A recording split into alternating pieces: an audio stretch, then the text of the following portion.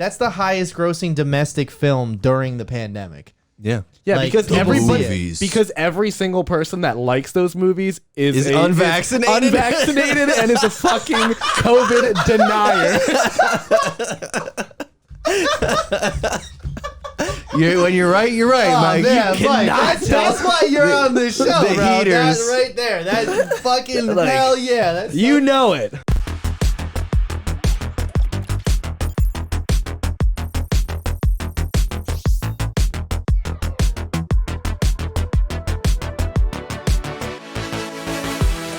What's up, everybody? Welcome to episode 102 of Press Any Key. This week, a pot-bellied Harry Potter comes back. Bruce Willis's horrible announcement. I Am Legend 2 sequel.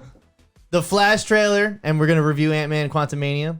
Before we get into it, make sure you check us out on all social media at pressantykey.tv. Check out our website, pressantykey.tv. With me, as always, is my co-host, Nick McFly and Mike Burke. And I Forget my name. he had so much steam coming into it. It couldn't last forever. This is my problem. I have it on. Like I need to just stick by the book. Or I lose it all. You can't throw it to me. And right I'm your now. host, Fat Alvarado. You say fat apparatus? You son of a bitch. No, actually, by the way, let me point this out, okay? I have been complimented on my figure 3 times this weekend, and that's because I'm down like 19 pounds right now. Really? All Yes. men in the gym. Yeah, well, now, 2 of them were men, and one of them was Danny's wife, so... All right. Let's go, Danny's wife. and the best is like she was like, hey, you look good like that, but everybody else was just like, you're looking a little thin. I mean, like, what do you need? You need to eat more. Yeah, it's like, no, actually, I'm eating less, and that's why I feel good. Like, You just had Pat just hangs out with Italian grandmothers all I the know, time. apparently. yeah. I got those $30 sandwiches this week too. They opened up an authentic Italian deli, Oh yeah. and I went and got sandwiches, and they were $15 a piece. It's God cheap for a damn it, they sandwich. were Yeah. good. They were so fucking good. I went to a European deli with my dad this weekend, and he was like, oh, I heard about this place. One of my neighbors, his cousin works there. And then we went in there, and my dad's like, oh, who's cousins with Greg? Not a single person knew who the fuck Greg was. Anyway, we get the sandwich, and my dad is like, sandwich is $4.99? How is this fucking possible? It was an open-faced sandwich for $4.99. We're like, yo, we'll get 3 of those. Yeah, can we take they like good? 15 to go? They had one that was like a sausage, kielbasa, and sauerkraut sandwich. It was really good. Open face sandwich was okay. So worth $4.99. They had this thing at this place called The Rock, and then they have the Cadillac. The Rock is Those are the sandwiches. is chicken cutlet with fresh mozzarella, roasted peppers, balsamic, all that shit, right? And that's the Cadillac is the same shit but just prosciutto instead. So I got one of each, and then Liz and I split them. And I was like, damn. I was like eating these sandwiches. I was like, damn, these are good. Liz fucking burst through that door and was like, where the fuck did you get these? These are the best sandwiches I've had in my life. I was like, yeah, they're worth it. Liz pulled a Kramer. We went back the next day because we were gonna get them again. The place was gone. Well, it was 30 shut down. 30 minutes before closing time. They had pulled all the meat off the floor, so it's like Off the floor. Yeah, don't get there 30 minutes before closing No, time. fuck that. Okay, your No, hours it's of an operation. Italian shop. They're Like that's like, when you get all the leftovers for free. No, they We're start gonna throwing- throw this out. I will Yeah. say this: at least I didn't turn into that one asshole that's like, "What? It's false advertising." You say that's not advertising. You're an idiot if you say that. It's When I used to work at Rook, we used to get people. We'd open at whatever, like 7 a.m. And then when you'd have to get there at 6:30, you start prepping. We'd have people out there sitting before I got there to open the fucking store, just sitting in their cars. And I'd show up and they start getting out. And I'm like, sorry, you can't come in. They're like, well, you're in there. I'm like, okay, yeah, but I'm not in there to start making coffee for you. I'm here to prep for the day. Do you do that for people who go to the bathroom? Like you're just like, well, you're in there, Yeah. so I'm gonna go. I'm gonna that. walk in. Dude, people used to do that at Zoomies. Yeah. I would be like, it's a fucking clothing store at a mall. Like, what do you need at 9 in the morning? It's like, I really need a skateboard. I went to the Monmouth Mall the other day, and I walked by. Every time I walk by Zoomies, I'm like, I miss running into Mike at the mall. My old stomping ground. It was like a stop. It was like, we go see a movie. Is Mike working? Let's go bother And Mike. the answer is probably yes. I needed the money. If we're not with him at school, he's definitely working. Yeah, exactly. All right. Well, speaking of getting work, Daniel Radcliffe's back on the scene. Everybody. Okay. Really, I thought this was leading into Bruce Willis. Yeah, like speaking of getting work and Speaking someone of not working getting- all the time and not getting Bruce work Willis anymore. is no longer doing all these movies. Oh Christ! No. I would be. Come on, that'd be You'd be bad. a little bit I'd be more something around tactful. the word where, like, I'm just gonna use the word forgetful. Y'all can take that and run with it. All right. So anyway, Harry Potter and the Cursed Child. I'm not sure. Was this an official announcement or is this just something they said? I was just looking at the article, and it seems to be all speculation. It's seeming like Warner is eyeing up the possibility of adapting the Cursed Child production into movies because the original cast, are aging into that point in their lives. I think the other thing that is important to remember is there's two things. David Zaslav said that Harry Potter is an IP priority. that they want to make a priority. And number two, he said that they have ideas for multiple Harry Potter projects. We have ideas. More Harry Potter. If he's saying that publicly, the conversations with J.K. Rowling have already happened. That he could not say that shit without that. And I would not be surprised if they're gearing up for this, though, because the success of Hogwarts Legacy has blown Elden Ring out of the water. Absolutely that. Yeah. Like there's, Yeah, they have bigger hats.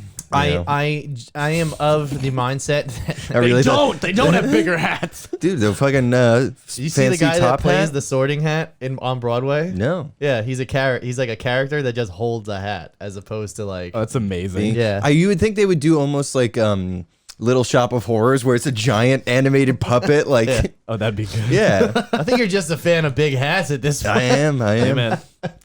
You know, All right, you yeah, know what guess they say. Go on, I want to hear this one.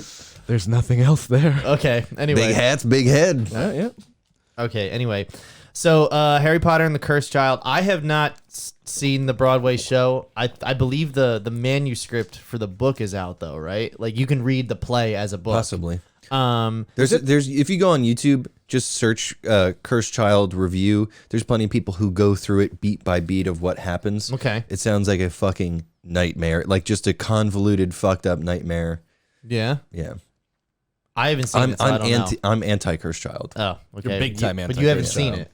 I have not seen it, but based on because I'm now officially a Harry Potter sweaty. Okay. You sure are. It's just like it's not in this. Doesn't seem like it's in the spirit of Harry Potter. Fair enough. Yeah. Fair Well, enough. who wrote it? It was somebody like J.K. Rowling. J.K. Did Rowling she, wrote I it. thought somebody else wrote it and then she readapted it. I could be wrong. It's probably No, like what you're she saying is wrote probably it, like book by J.K. Oh. Rowling, music by whoever. Yeah. Okay, yeah. She well, I don't think Is it it's I don't know. not a musical, but it was adapted for stage by somebody else. Gotcha. It's the same She shit wrote a that they're story. doing where she's writing a screenplay and turning it into Warner Brothers, and they're like, no, and then they give it to somebody else, you know? Gotcha. So Yeah, it was a play written by Jack Thorne. What? Yeah, based on the original story by J.K. Rowling, John Tiffany, and Jack yeah, Thorne. because she doesn't know how to write a fucking So play. he wrote the play. She can barely write a book. It's based on a story she wrote. So the other thing that's interesting about this is that Chris Columbus, the original director of the first film, he didn't do the second one, right? Or he did the I first think two, he and did then the it was first Alfonso. two, and right? yeah. So he says that he has been working on an adaptation of this, and like wants to pitch it. And if he can get the 3 stars to come back, he would absolutely do it. I don't know if they would want to do it. Like Them? Yeah. Yes. There's no doubt in my mind that they would do it. The 3 of them have nothing going on. I know they have nothing going on, but that's because they all just did Harry Potter. It's like the Star Wars thing. Where Yeah. it's like the worst thing you can do for your acting career is be in Star Wars. Is do more of that. Yeah. I disagree. I think Daniel Radcliffe, like if you think about it, Daniel Radcliffe has done a lot, but he's done a lot of smaller kind of like Niche weird movies. yeah. Rupert Grint. I mean, we saw him in last week. he had Knock 6 at the lines, Cabin. Knock at the 7 Cabin. lines. And he was good, but yeah, I don't know what he's He's been in up to. Perks of Being a Wallflower. Was I he? think he Oh, I was didn't in know that. one. Or And then Emma Watson, she's just doing whatever the fuck she wants. You know what I mean? Like, they pretty much have a blank check to do whatever they want. Yeah. Why would they do more Harry Potter, Well, especially if, like, The thing you got to realize is that Hollywood is not. I mean, Anna de Armas just talked about this publicly. Hollywood stars are dead. There's a rare everybody- breed. yeah, It's like Will everybody's been Smith talking and about Tom this. Cruise. Like that's it. that actually The Rock. that bring names Not anymore, to he the died. that bring names to the box office. You know what I mean? Or rather, a name brings people to the box office. I feel like just the Rock thing. I feel like the Rock is like the guy at the poker table that doesn't know how to quit while he's ahead. He's just like I'm just gonna keep winning, and then he finally got that losing hand and lost everything. It's that diamond mine meme. Where Yeah. it's like never stop gambling because you're almost at the diamond. Well, being a part of a large franchise is the only way to really secure work for yourself now. And I get like if someone's making an independent film and they're like, Daniel Radcliffe is coming in to read for this, they'll be like, oh shit, okay, we'll hire Daniel Radcliffe, right? But that ain't gonna butter his bread forever. His bread is buttered. You know what I mean? He's got a whole bank vault full of butter. Like, Gringotts butter. Yeah. I can't see him in like Star Wars or the MCU, like just a bigger franchise in general. What about as because Wolverine? It would be, well, Taron Egerton's going on interviews for that right now. Yeah, there's a lot of people. My favorite pick is the guy from Letterkenny. What's his name? But I see a lot Glenn of like Howerton. Glenn Howerton would be fun. There's a lot of front runner 20 lists, years ago, and he would have been fun. Yeah, Daniel Radcliffe. I keep seeing his name pop up just because he's short, and I think and he can grow sideburns. Wow. But my whole thing, like, Wow, I guess how far we've I guess come. that's the Wow. baseline now. But my whole thing is just like, he's Harry Potter. You know what I mean? Yeah. Just be Harry Potter, bro. He's also Weird Al. like, I mean, yeah, he was great in that too. But I also, if someone's like, what else is Daniel Radcliffe in? I was just, Harry Potter. What He's in else that, is the he in? Swiss Army Man My movie, point which was is- weird. my He was point is- farting and dead. He was cast really well as a kid. He was a good actor. He's done all these things for the last 10 years since the last one came out that he was in, the good stuff. And they got to get rid of David Yates. So if Chris Columbus wants to come back and do a legacy sequel based off of that successful ass Broadway show, Is it successful? extremely, Yeah. it's Yeah. always sold out. Super, it's so in demand. The way that they set it up was before COVID, it was a 2-show like story. Today. So if you went Monday, Tuesday, Monday was Act 1, Tuesday was Act 2. If you went Wednesday, matinee is Act 1, the evening is Act 2. Then Thursday, Friday, Saturday, Sunday, same shit, right? After COVID, they cut stuff out and just made it like a 3.5 hour long show. And there's I think a 20-minute intermission They now. pulled a Gilligan's Island. So, but and people still go and sit. They would reference. I was in the shower the other day. Thinking of Gilligan? Just singing the Gilligan's Island theme song. Just sit right back in your tail. I was like, where did this come from? too much Nick at Night. Yeah, a lot of But that. I mean, listen, if this is a thing, I'm a fan of this. We all like Hogwarts Legacy. We all want I'm more not Harry for it. Potter. I I'm want with more it. Harry Potter. I don't want this. I don't want more extended time turner storylines. I don't want Voldemort to have a kid. Don't need that shit. What if it's good? Based on what I've heard, it's not. It can be successful. This is, Okay, I mean, no, we're not doing this I'm again. not saying that it's not or one way or the other. It can I'm be just, successful I'm just saying it's kind of and not be wild that you good. have all these opinions and you haven't seen it. That's true. That's kind of what we do on this show. Okay, We speculate. all right. It's not wrong. But this isn't speculation. It's gotten rave reviews. So People like it.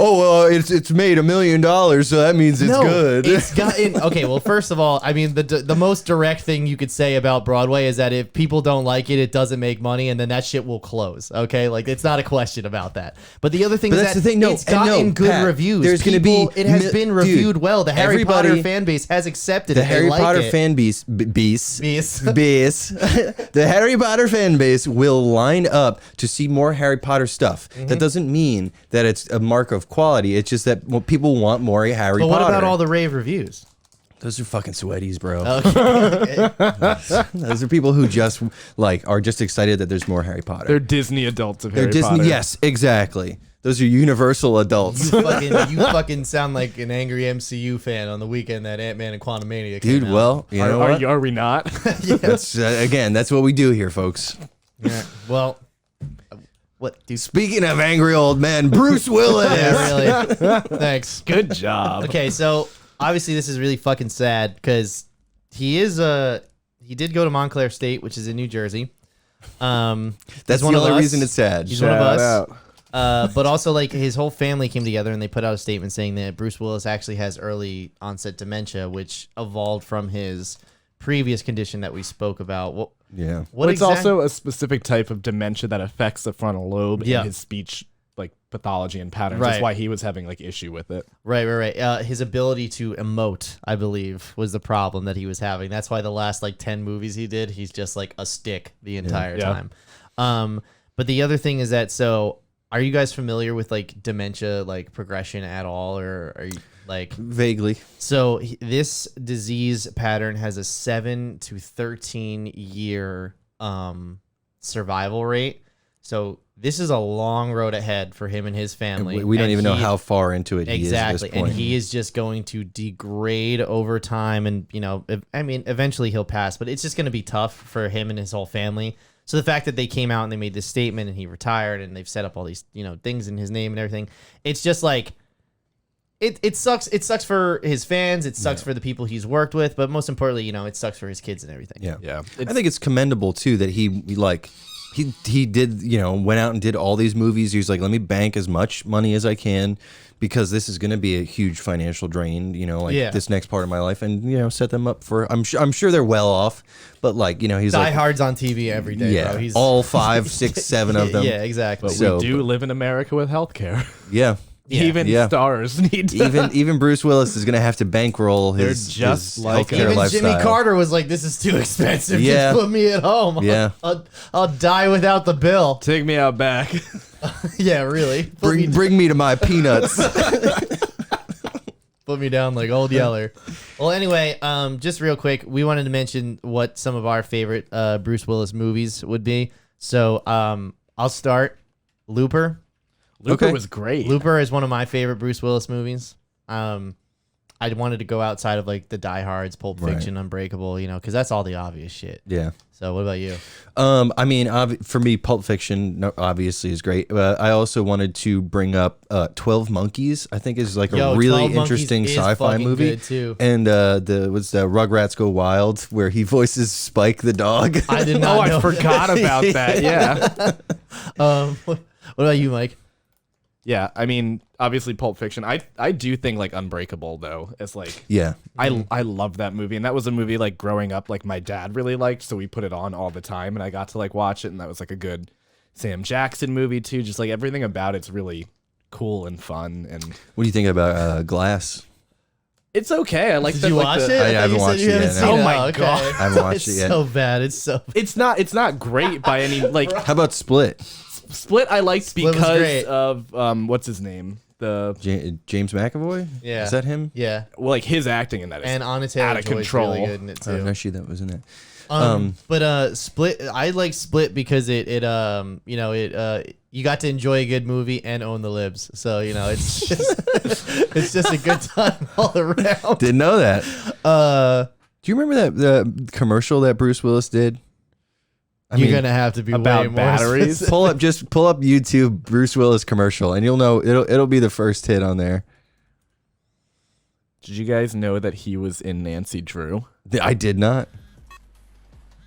What? This is not it. This is not, This is not the deep fake Bruce Willis. He also was in Over the Hedge. Was he? Yeah. Die Hard battery commercial. This is what. That's what I said, Nick. The one where Scroll he's- scroll down.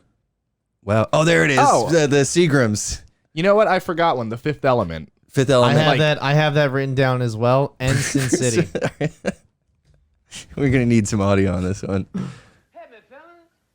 Have a fire.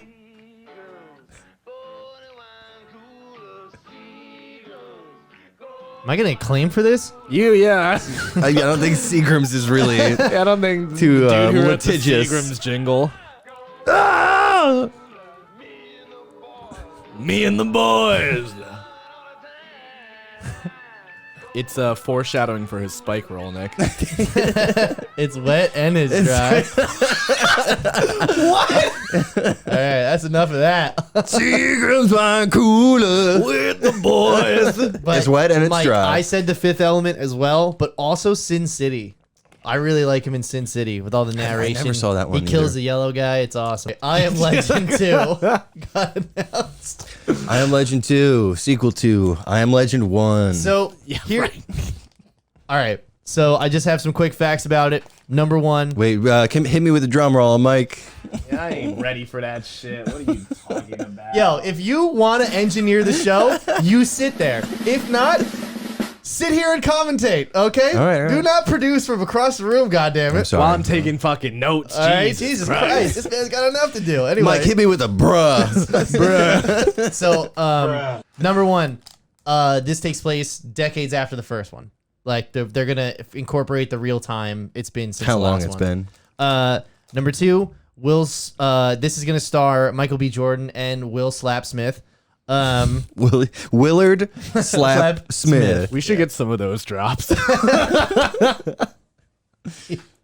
You see the one where Jaden Smith is like singing about his dad, and he's like, "My dad's like Willie or whatever," and it just cuts to him. Keep my name out your fucking mouth, and then it cuts back to him and he's crying. So the sequel is gonna follow the themes and ideas of the original book more closely, because that was a big criticism of the first movie. Yeah. Where they just kind of took the name and like the setting, and then they just kind of did their own thing. I read the book probably sometime around 2010 or 11.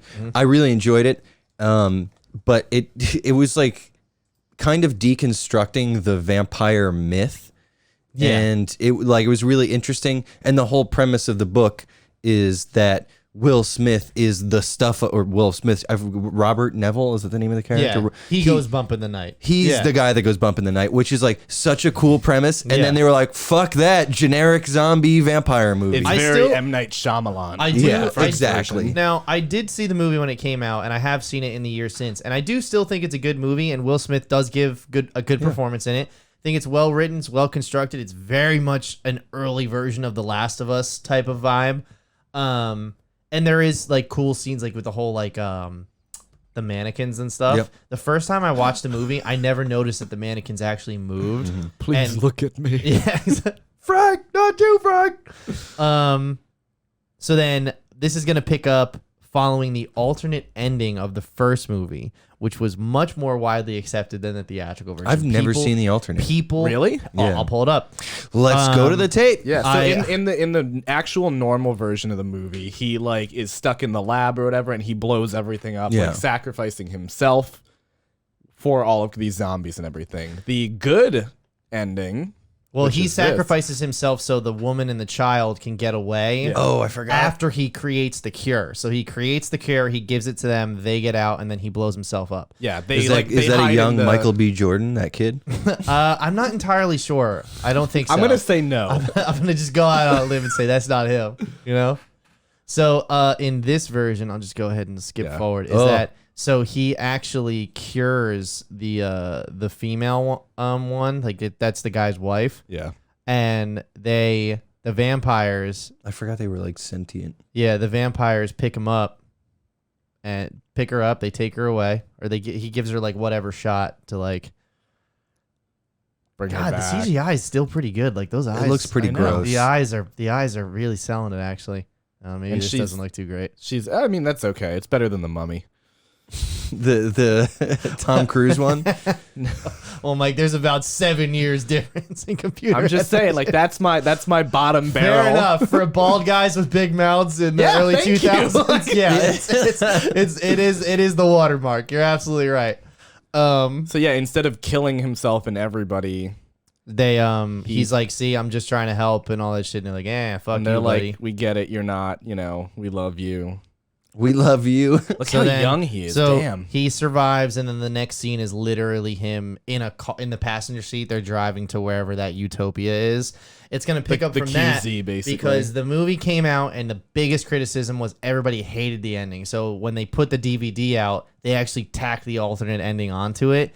Now on streaming, Not even like a services- special feature. It's No, just like it just if you plays. go, there's licensing rights between the two different versions of the film. Mm-hmm. So on one streaming service, it could have one ending, and on another streaming service, it could have a totally different ending. Wild. So you're talking about they go to like a QZ.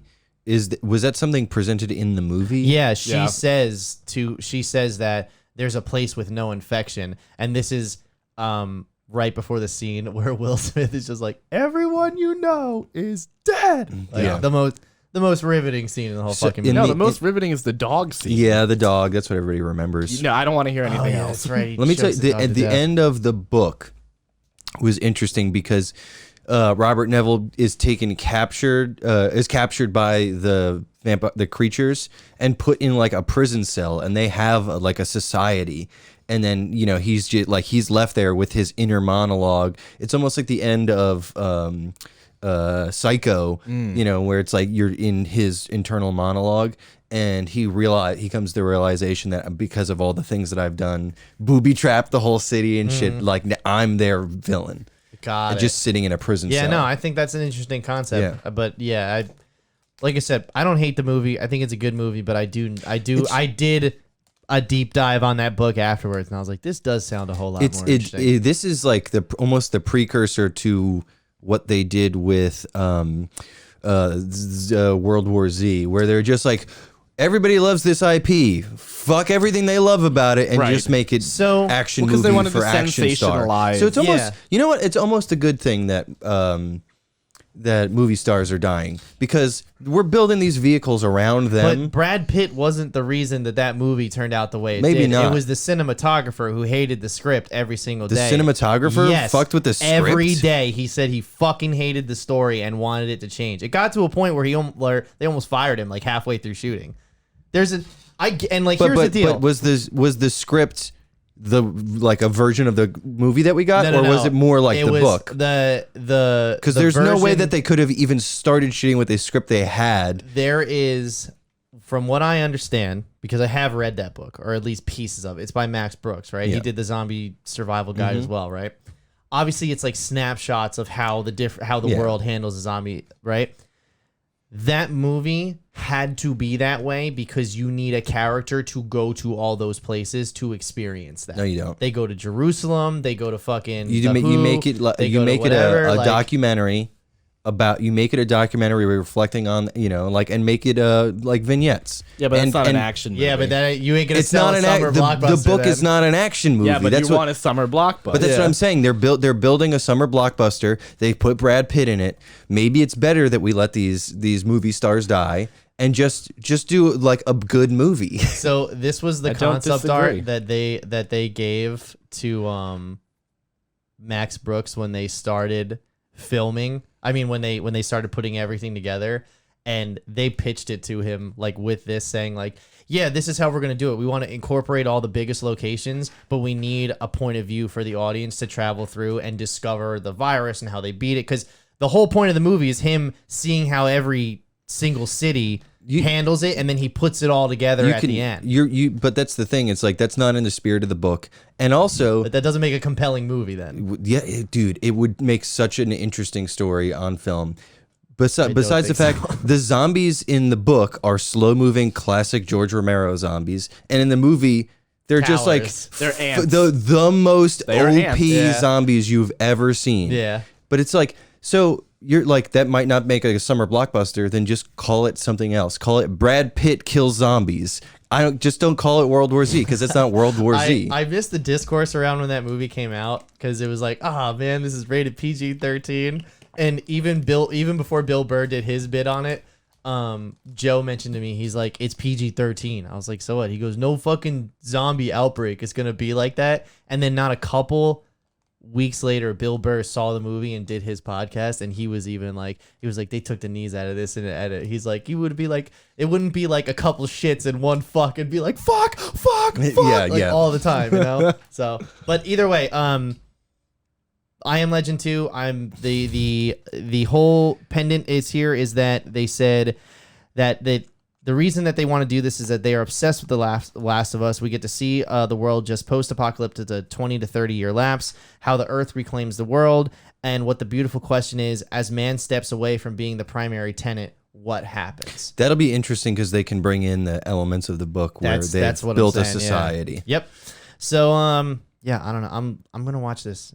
Did Michael B. Jordan or did Will Smith's character have a kid that survived in the movie? He doesn't have a kid at all. Yeah. In the beginning, he has a kid, no, right? I don't think they survive. He at least has a wife. She's in one of them's infected. Yeah, and they I get, know, don't they? yeah. They get in the helicopter that crashes in the very Something beginning. Like that. Yeah, I mean, I think the so, yeah. kid's dead. Yeah, But I mean, Michael B. Jordan. Do we know if he's even Will Smith's like son? I in this? assumed it was his son, right? I would assume it's not because his.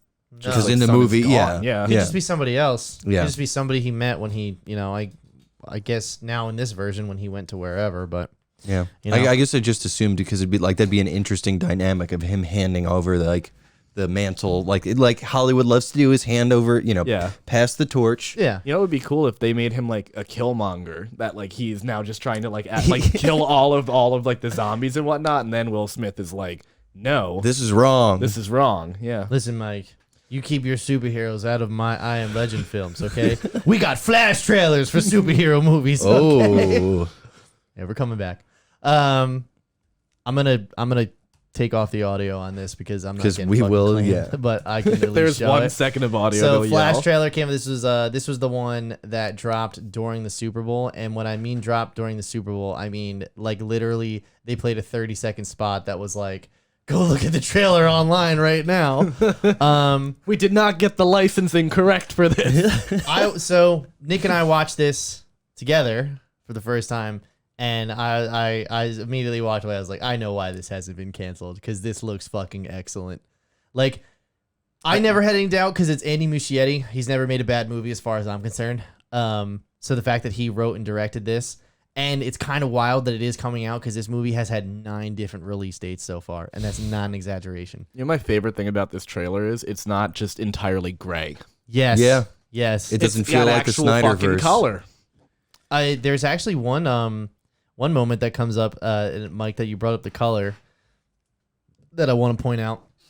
And it means that they're at least trying to do, like, they're not being lazy about this. Like some other fucking movies we watched this weekend. And that's what I'm Yo, saying. this right here, Wow. this shot right here between Ezra Miller and Ezra Miller. Ezra Miller, that looks flawless. You know, and there's a shot in another Flawless. thing we're talking about later that looks like ass. And It's crazy what you can do. When you Go back to the one where they're looking at each other. I'm assuming the one on the left is like a deep fake of his face on another actor. That's what it looks like Yeah. to me. Yeah. you could also just be doing like a full composite. No, like a because digital look, face his replacement. nose is it's got more Owen Wilson type stuff going on in real life. Wow. I love this. They're so. Very are you guys Watchmen-y. familiar with the story that they're?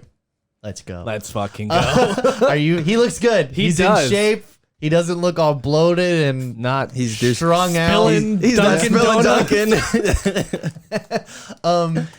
So you guys familiar with what they're adapting this from? We watched it in college. Flashpoint. Flashpoint. Yo, I could not believe they're bringing back Michael Shannon's Zod. I'm so fucking excited for that. He's the best part of Man of Steel. Yes. So his whole thing is he goes to a universe to save his mom, and unfortunately, when he changes that timeline, it creates a world where there's no metahumans, or at least the Justice League has been formed. And in the comic book, it's Thomas Wayne is Batman, and Martha Wayne became the Joker after Bruce, and Bruce was the one that got killed in the alleyway. So, Gun down a kid. but in this one, as we could see, It's just regular Michael It's just- Keaton becomes Batman. yeah, which obviously for nostalgia purposes, but why does it look like his one eye is like just not filling in that and he cowl doesn't have a anymore? nose. This is for me the moment when I was just like, I'm so excited because the Danny Elfman score comes in, yeah. and I got giddy at that I know. moment. I just watched The Founder, and he's Oh, yeah? in that. He's really fucking good in that. So I'm kind of hoping It's nice to see like Keaton really has hit such a like his renaissance. Yeah, Everything that he's been doing in the last 6-7 years. Fantastic. he also sounds really like tired and sarcastic of saying I'm Batman, like because that's the joke. That's you the know? whole point. Yeah. Also, this is wild. Like I get that they're pretending he's not 70, and they have CGI.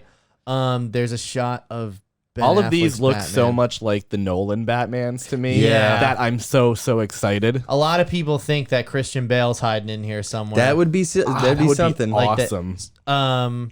Well, That was the one cute. thing that does disappoint me about this is that they didn't use Heath Ledger. Yeah, they couldn't bring him back from the dead. His name is, I think it's Ichabod Thong. Ichabod Throng, Throng, or something like that. He's from the 25th century, and he's Reverse Flash. He's the nemesis of Flash. But in this one, they're just using Dark Flash, I guess he's called. Eobard Thawne. Eobard Thawne, yeah. That's them recreating the incident that gave where the Flash Ben his Franklin powers. created electricity. Yeah.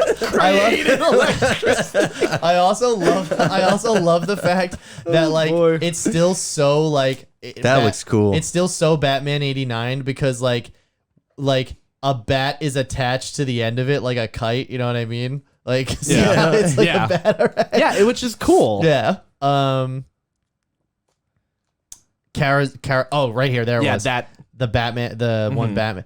He's wearing gray and blue, motherfuckers. Let's do He's it. wearing gray and blue. You think that looks like that black is to me? 100% blue. It's This blue. Look at his cowl. This is blue black. This is blue. This is absolutely meant. And there's a shot in the trailer too, where Keaton has all of his costumes out, and he also has a black and gray suit in the lineup. So they're establishing that Batman did have a lighter tone at some point in this universe. I like the twist on Superman because originally in Flashpoint, the thing is that Superman actually got captured by the U.S. government, and they've been hiding him underneath in Area 51. Antarctica or whatever, but keeping him under red sun like a meat light. You know what I mean? To keep Keep him warm. Yeah, to get rid of. He's on one of those rotating hot dogs. Like where they keep the hot like a dogs at 7-Eleven. 7-Eleven. He's just like spinning. It's like, I'm a taquito. The S stands for super saver value taquito. Sour cream for my taquito. So this is actually what he looks like because he's been kept underground for how many years? Soft. And he's a soft Superman. And he doesn't realize his own powers, but they go to break him out to help them. They give Superman depression. They go to break Superman out so he can help Batman and the Flash. And when they get there, he just kind of flies away. They're like, well, that was no fucking help. Wait, go to the bottom right one.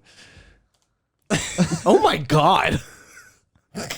Nick, I don't think that's I don't think that's Superman. That's officially licensed. is that Charles Manson? It kind of looks like Charles Manson. Kind of does. Manson Family Halloween, everybody. Oh my god. Yeah. So Oh, did you see that one? Wait, go back to the Charles Manson one, and then scroll down on the right hand panel. The middle one.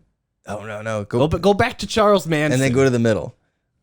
Did they skinny him down? Oh my god.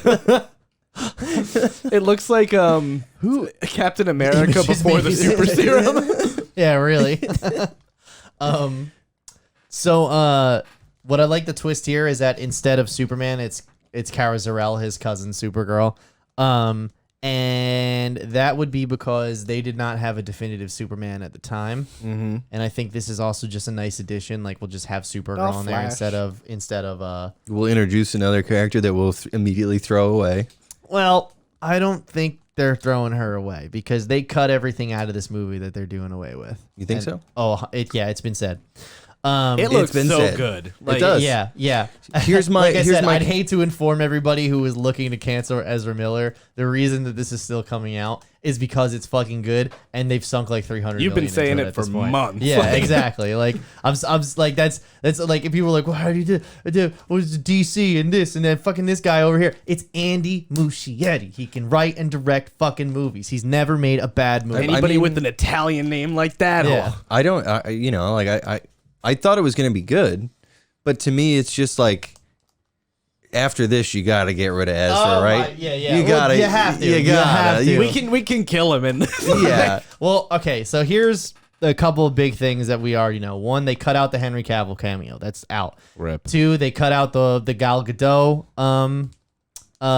cameo, but that was for story purposes, not because she's gone. She's still they're still working with her to be Wonder Woman. Cyborg was written out actually when he became a loudmouth about he's still complaining about how he was treated like shit. Well, I mean, it's fair. That's how you get Look, I'm out just of the going to movie. say this, okay?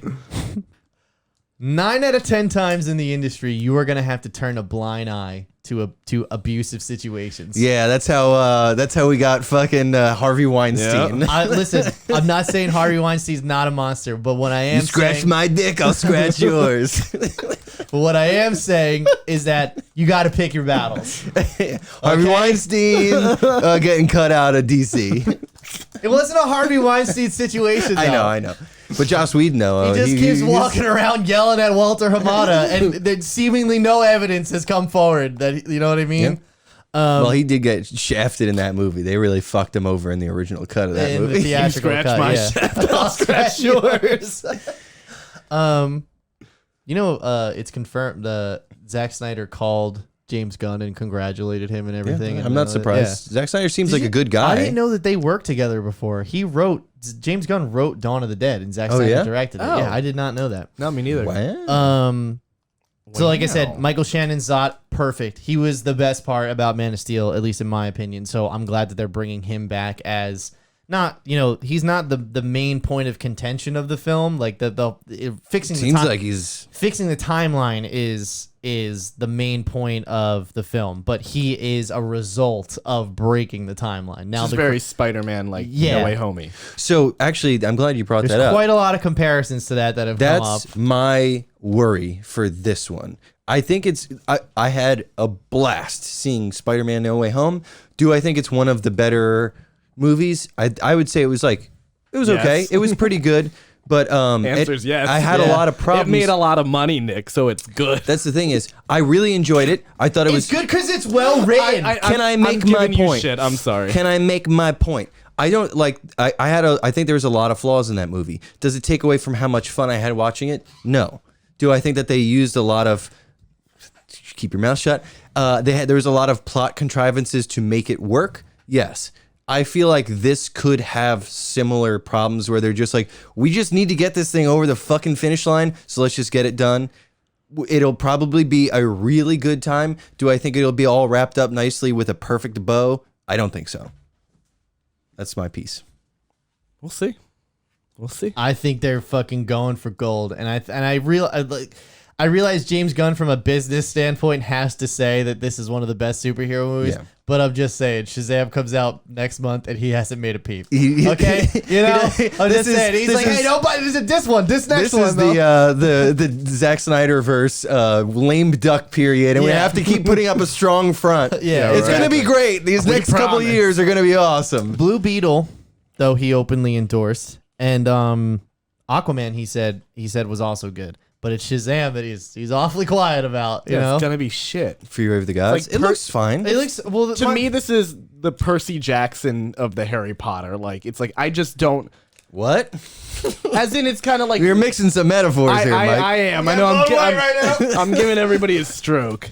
But it's like Superman, Harry Potter, Percy Jackson, Shazam. It's like people are gonna go see it. Oh, okay, Yeah. all right. I was like, when was Percy Jackson in Harry Potter? No. Yeah, Have that you is seen, to that. Have you as seen to the that. first Shazam? I did. It wasn't bad. I just don't care about it. Yeah, that's the best way I would put it. It was funny. I Yeah. had a good time. I don't think it's a bad movie. No. There's a lot of people who say like, oh, it wasn't serious enough. It was this, but no. I feel like for what they try, like David F. Sandberg, another one who is a fantastic He's a real filmmaker. one. He made that short Lights Out, where they flip on the light and the demon's there. Or Right. Then he won that festival. He made the full length movie, and the full length movie is actually very good too. And then he did Shazam, and the funniest part is that one of the most tone deaf letterbox reviews when it came out that was going viral on the internet. Like, look what this idiot said about this movie and everything. He wrote it himself. He trolled all of his own critics. Nice. Yeah. No. So he's like I said, he is a real one. All right. I'm excited for I don't want to be like Shazam. It's just at this point you're just taking it all on the chin. You know what I mean? All these superhero movies. Just release him. Wipe the slate clean. Don't bring anybody back. You've been saying that for years. Just but let it. But we already know. But we already know that everybody but Henry Cavill is invited to stay. I really hope that they decide not to go for it. Like, just because they're invited back doesn't mean we're actually going to wind up seeing them. Well, I again. mean, James Gunn said in that video that we all watched, he literally said, Shazam has always existed in its own little corner, so it's easy for us to just bring that into the fold. So make it Elseworlds. Cool. No, it's not. It's No, in no. the But main canon. Make it Elseworlds. Yeah, It's in the main canon. No, though. just make it. It's in that main canon, but they're starting a new main canon. No. He said it in the video. It came from the man's mouth. Pat, I'm just saying what I want. This is not good Start content. from scratch. Anyway, so yeah, this looks fucking incredible. I never had any doubt. Let's fucking move on to some stupid ass bullshit now that we're all gonna have a fucking argument over. All right, That's the point. okay. Welcome to Press Any Key. Yeah, give me a So- vuvuzela, Mike.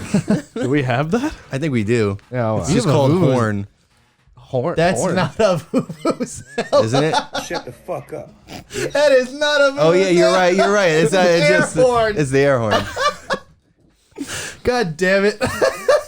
Oh, You that's remember funny as remember fuck. when vuvuzelas were the rage? Yeah, it was the one The World Cup World or Cup something. for yeah. 1 year in high school, and then everybody got a vuvuzela and brought it to school. Did that happen with y'all? Yep. Ouch. Yeah. Yeah.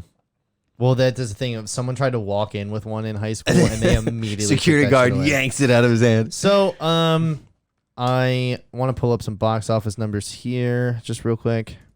Because that's what really matters. For what? Well, What are we when pulling up? we're having a conversation about a movie that just opened in wide release, yeah, most people. Yeah, when wanna we're hear about having the box office. when we're having Don't a get angry. when we're having a conversation, if a movie is good or not, I need to have a dollar amount associated. with it. It's gonna be our last fucking episode. Well, no, it'll be your two last fucking episodes. I am just. Who's gonna engineer the show? I'll You- teach, you I guess you Liz. can do I'll it teach from there. Nico. No, he said both of us. I'll Oh, teach okay. Nico. Okay, so we saw Ant-Man and the Wasp: Quantumania, And boy, This week. was it a movie? and Yes. so just right off the bat, just want to what the internet is saying, and it seems to be another split decision. I'm gonna get the Right now, Rotten Tomatoes. well, score I up know it there, off the yeah. top of my head. Rotten Tomatoes right now we're sitting at a 47%, which is the exact same score as the Eternals on the critic side, and on the audience side, which I put zero stock in, is at 84%. They're fucking high. They are absolutely This is. off. I don't know. I mean, The amount of Mike. copium that is being ingested on Twitter right now from Marvel who's fans. more high, the critics or the fans? The fans. I what are you? have What are you watching, Rotten my guy? Tomatoes up, and a commercial came on. I think you guys are both fucking dead wrong, but we'll get into We'll that. get into it. Okay, so- just for a little bit of before you get into that, a little bit of the movie theater experience I had with it. The man next to me was really high, and he had passed out for like half of the movie. Like And he came in- enjoyed it. He loved it. He came in, he ate like a large popcorn, and then knocked out. It was fun. That was a guy who just wanted to get away from So- his family for a little bit. So I have been getting into a spat with Marvel fans on Twitter, and let me just read you my last tweet to this guy who told me that y'all are just mad because you got ahead of your expectations. Y'all got greedy. And I said, they told us in the marketing, literally David Brassard, the producer of this movie, said, quote, "This is an Avengers level threat and it will have the same consequences as Civil War." And I said, they set the expectation. Not only that, the screenplay was dog water. Some guy just tweeted me and goes, "I got some more bad news for you. The guy who wrote this is writing the Kang Dynasty and Secret Wars," Which is not great. which is not good. Because personally, while I do think that the Chapek mandates weighed this movie down some, there was nothing you could do to salvage this script. I think there's no story. They tell no story. we'll get into it. I do not understand why. Like, for me, I would put this on par with any of the other middle of the road Marvel movies. Can you give it, like, another movie nowhere example? near as bad as Eternals? If you honestly think that like this is on the same level of Eternals, I don't know even how to have a conversation with you. I say I'm it's trying on to think of it's the best of the worst, is what I say, because I think Eternals is still the worst, and then it's Thor: Love and Thunder. Thor: Love and and Thunder then- is by far worse than this. and then it's this. But the thing is that Thor: Love and Thunder, the reason why I think that movie's so awful is because it has an unfocused narrative and is tonally inconsistent. Like they got it wrong. Whereas this is tonally inconsistent from the start, and on top, and even though it's more narratively focused, it somehow tells less of a story. So I what do you mean by tonally inconsistent? Like where? I mean, I don't want to get into spoilers yet. We can give an overview. Well, I have some non-spoiler stuff, so let's just do non-spoilers. So my whole thing is, I don't think this movie told a compelling story at all. This movie has zero fucking character arcs. Nobody starts in one place and ends in another. There's no lessons learned. There's no change in dynamic. Zero. There is zero consequences for anybody the whole movie.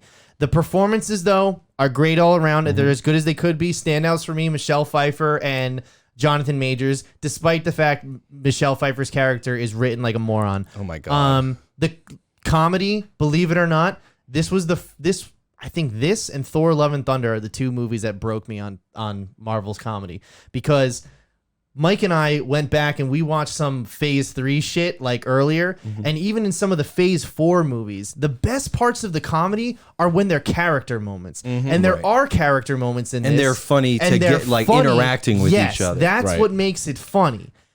But when there's just these stupid fucking jokes that are thrown out of nowhere, like, did you guys realize there's no choreographed action scenes in the whole movie? What about like where they're in the Schrodinger's cat?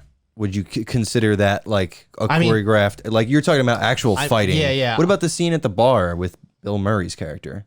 I forgot that was even in the movie. So there was choreographed action, but I don't think bit. No. Well, I'm talking like as in the action in that is them kind of shooting guns. I went to when they paid attention to details like that last night, watching like literally fast forwarding through other movies and like watching the character moments, watching the action, and it's just like there was just so much more detail at this time. The thing that I say about the tone is this. I'm going to see an Ant-Man movie. I've seen 2 of these so far. Ant-Man movies are comedy heists. They were never supposed to be high stakes Avenger level shit, right? Do you think it would be, not that they did this time, but do you think it was ever would there ever be like the opportunity for it to evolve to something? Well, that's more? what I'm saying. I thought this would be the one, but if that was the one, why did they keep telling me how bad things were? Yet everybody had smiles on their face and they cracked jokes the entire time.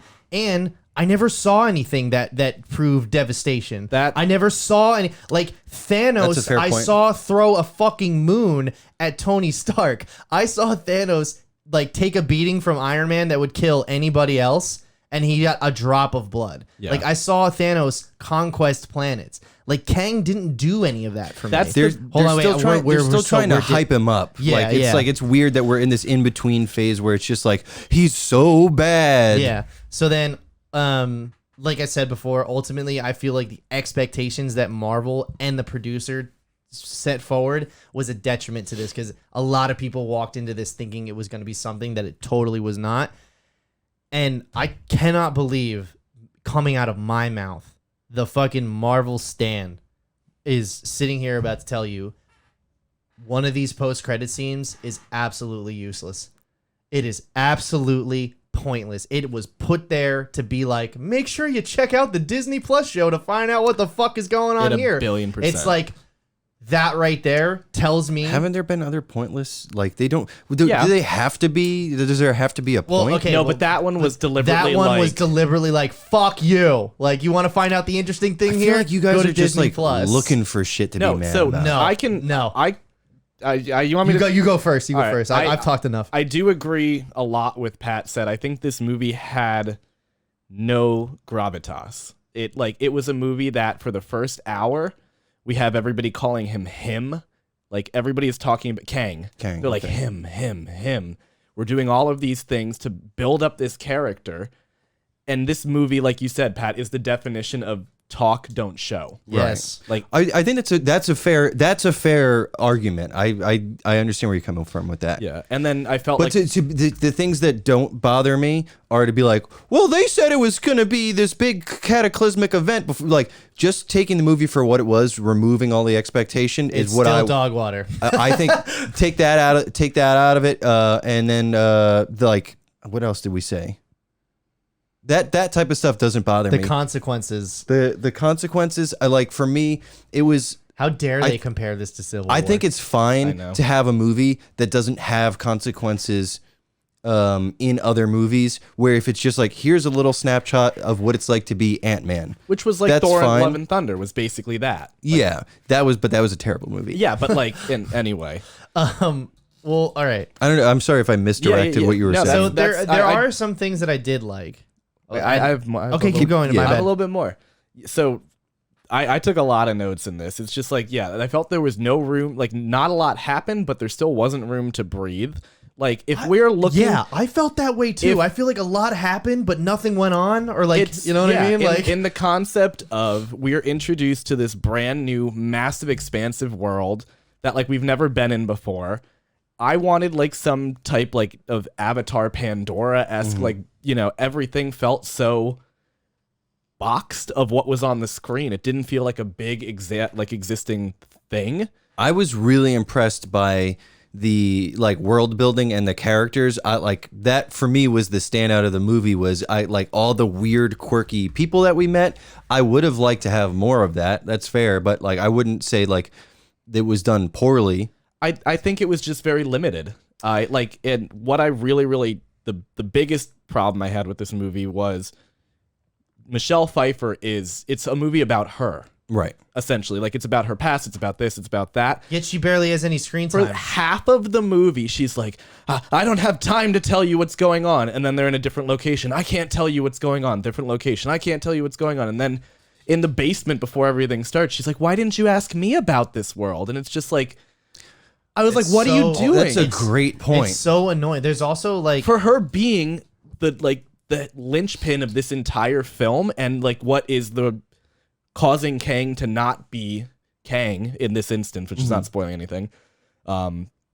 She's such a wasted, she's horrible so character. underserved, and it's a shame because she's bringing her A game the entire time. So I just pulled this up real quick.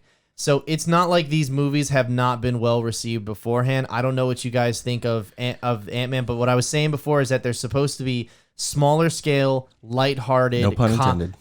comedy heist movies. That's what it's I supposed to feel be. like I've enjoyed the Ant-Man movies, but I hear so many people talk shit about the first two, and I don't understand. I don't the understand hate for why them. either. Because I it's think a non- Ant-Man and the Wasp was like genuinely a hilarious comedy that was Yeah. put Yeah. like, and it came out after Endgame, so it was. I mean, not after Endgame, after Infinity War. So it was the palate cleanser. You know what I mean? Like, and here's the thing: these movies have stupid shit in them. You know, the tank on the key ring. In the first one, but remember, although your size shrinks, you retain your mass. So, like, how would he be able to carry that around? Or in the second one, where his whole fucking office building shrinks into a little roll-around suitcase, and when they bring it back up, all the plumbing and electricity works somehow. And this is- It's all everything's internal. But that's the thing is that like It's fine 'cause it's funny. Yeah, exactly. And you've subscribed to this idea that this movie is out of its mind hilarious. This movie. They set you up to be like, this is gonna be fucking serious, bro. This is gonna fucking kick you in the balls and you're gonna cough them up. And it just never delivers a single emotional punch the entire movie. Like, Ant-Man and the Wasp had an extremely compelling villain. And Wally Goggins was in it too, so that helps. Yeah. Oh, where the fuck is Michael Pena in the Three Wombats? He's the recap scenes are the best scenes in those movies. And here's the other thing too. Had this been like a brand new entry in the MCU, like the Eternals, I wouldn't. I mean, like, listen, I think the Eternals is worse, but I'm not as hard on the as the Eternals because there was no expectation set. This is the third in a trilogy that has an established tone and characters, and I feel like they sacrificed the tone and half the cast that made these movies work to try and shoehorn in a fucking villain origin, which if you've seen the movie by the end, it doesn't even fucking matter. Yeah. Like. And that's the biggest gripe with this movie is that ultimately in this interconnected big universe thing, they try to set up this giant villain for phase 5 to finish out. I mean, they and it just doesn't come together. They did the exact same thing that the Loki series did, where we're talking about this guy the whole time, and then he's dispatched at the end of it. Yeah. Exactly. What I did keep going, Mike. what I did love, acting in this movie, fantastic. Aside from one or two little, like, I didn't like Cassie's acting. I really wasn't a big fan. I thought she was fine. I thought she had nothing to work with. Yeah, though. but that's the thing, is where like all the acting and all of the interactions between characters really was like what gave me this. Jonathan Majors was fantastic. He's great. I told Pat the other day he was one of my least favorite performances in the whole thing. Interesting. I thought he was like hit. Well, actually, who is the dad? What's his name? Michael Douglas. Michael Douglas was out of this world good in this movie. He was very funny. He was like, anytime he was in the scenes, like, I was just caring about him. His character is kind of janky, kind of fun, kind of stupid, and I was like, that took from the old Ant-Mans. That was what worked. That was really good. So I think, I just think they didn't have anything to work with, like you said, because the performance was good. Yeah. Just all of everything that they were performing was ass. It's just like I said, I went back and I watched some of the scenes from like the older films. I watched most of the Ant-Man movie. I watched some stuff from Ant-Man and the Wasp, and I just feel like there was no time there was no character moments. There was no like there's like in the first Ant-Man, there's a break in the montage where Scott is bandaging himself up and Hope like sees that he's like ripped, and she starts to like fawn over him, and then she catches herself like, wait, he's a fucking criminal. Like, I don't, you know what I mean? Like little things like that build up to these moments. So when Scott and Hope kiss at the end of the movie or whatever, it makes sense because there's these little build up. You know what I mean? Right. Whereas there was no build up for any of the scenes. It was just scene, and then they moved to the next thing. Mm-hmm. Also, there's really weird editing. You know what I mean? Like there's shit going on with like if you're cutting in between two scenes, normally that means these two things are happening at the same time, right? There's a scene in this movie where where one set of heroes is flying on this thing that a manta ray. I can't even. What a weird way to fucking do that scene. And our other set of heroes are weird because we're in the fucking are captured by a bunch of locals who, by the way, are just useless cannon fodder. Wait. Hold on. Before you continue, I thought it was so funny that those people captured the heroes, brought them to where they are, and then immediately that one standout character was like, you need to leave because you're putting us in danger. It's like, motherfucker, you captured us. Like, what was the point? That was terrible writing. So much of the movie is that. Yeah. So while this scene is happening, while it's like, they're like, drink the ooze, right? And they go to drink the ooze. It cuts back to this scene where they're flying through the city and they go to where they got to go. And then it cuts back right to that moment, right before they drink the ooze. It's like, okay, but you're telling the audience right now that these things are going on at the same time, but your editing is not reflecting that at all because they should have already drank that then. Like, what were they doing for 10 minutes? You know what I mean? It's just weird, That's not how good editing works. You know what I mean? That sequence stood out to me the most. Is just like, holy shit, man, they did not care. That's a little like, yes, that's a little bit nitpicky to me. The biggest problem I had, I guess, with like the editing and like technical elements of this movie was it really like there was no practical effect at all. Not a single one. Like this movie, and I understand with COVID, I understand with everything where you have to be in front of big stages and blue screens and shit like that. Can't have that many actors in the frame anymore. Like everything in this movie felt like two people were standing on a big old stage and they did not like blend with any of the environment. Also a fucking eyesore until they get to the darker tones. I really enjoyed all the world. As soon as they get to the quantum realm, I thought all of the visuals were really interesting and fun to look at.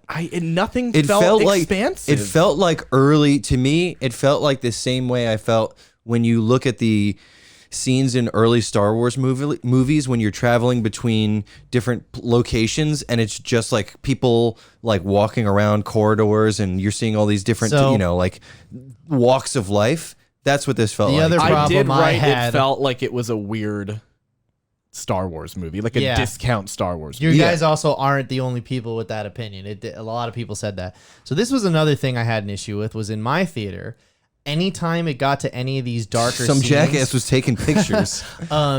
the fucking lights from the floor were glaring on the screen, so That's it's this has washing nothing to out. do with the I movie. get that it has nothing to do with the movie, but I'm pointing out my theater experience right now, and still these fucking monkeys clapped at shit like at the end of the movie and got all excited for the. It's just like no, you're the fucking problem. You are consume next product people. That's what you are. No. If you tell Disney that this is good, they will continue to put shit out like this, and you will run this fucking franchise into the ground. This is the first one that has truly broken me. So- I'm sorry.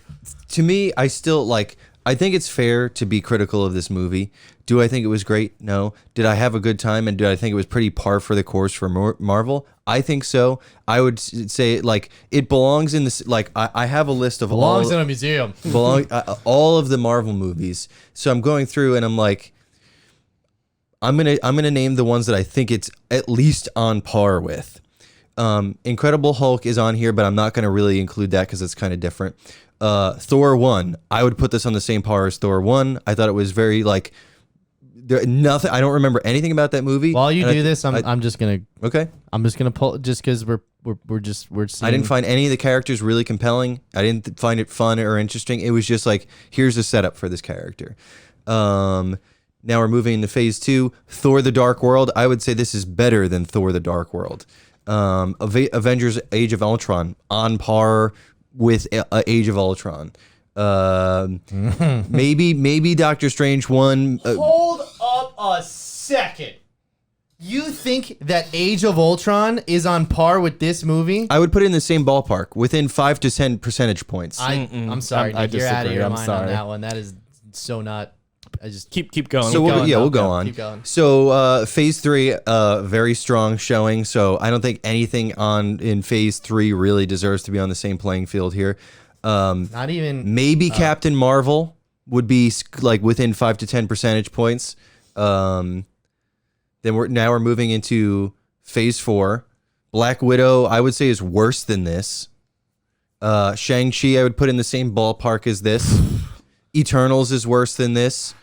Eternals absolutely Yeah, is worse. Eternals is definitely worse than this. Give you that one. We can all agree on that. And then, so now we're moving on to Multiverse of Madness. I feel like a lot of people didn't like, but I liked it, so that could be argued. But all I'm saying is, this is on par with plenty of movies throughout the whole Marvel Cinematic Universe. In my eyes, sorry, I heavily disagree with you. I think that is. If you think that all those movies are on par with that, you gotta rewatch them. To say that this is on par with Eternals is fucking garbage. I don't think to say it's that on- this is worse than Thor: Love and Thunder. You're out of your fucking mind. I don't think it's worse than those movies, but I would absolutely put them in the same camp. I would say it's equal to Thor: Love and Thunder. In Yeah, I bad think quality, you're wrong. and Eternals is obviously worse. Because it was a complete miscalculation. Whereas this movie might have flaws, but it's not a complete misfire. This movie is a misfire to me because they did not.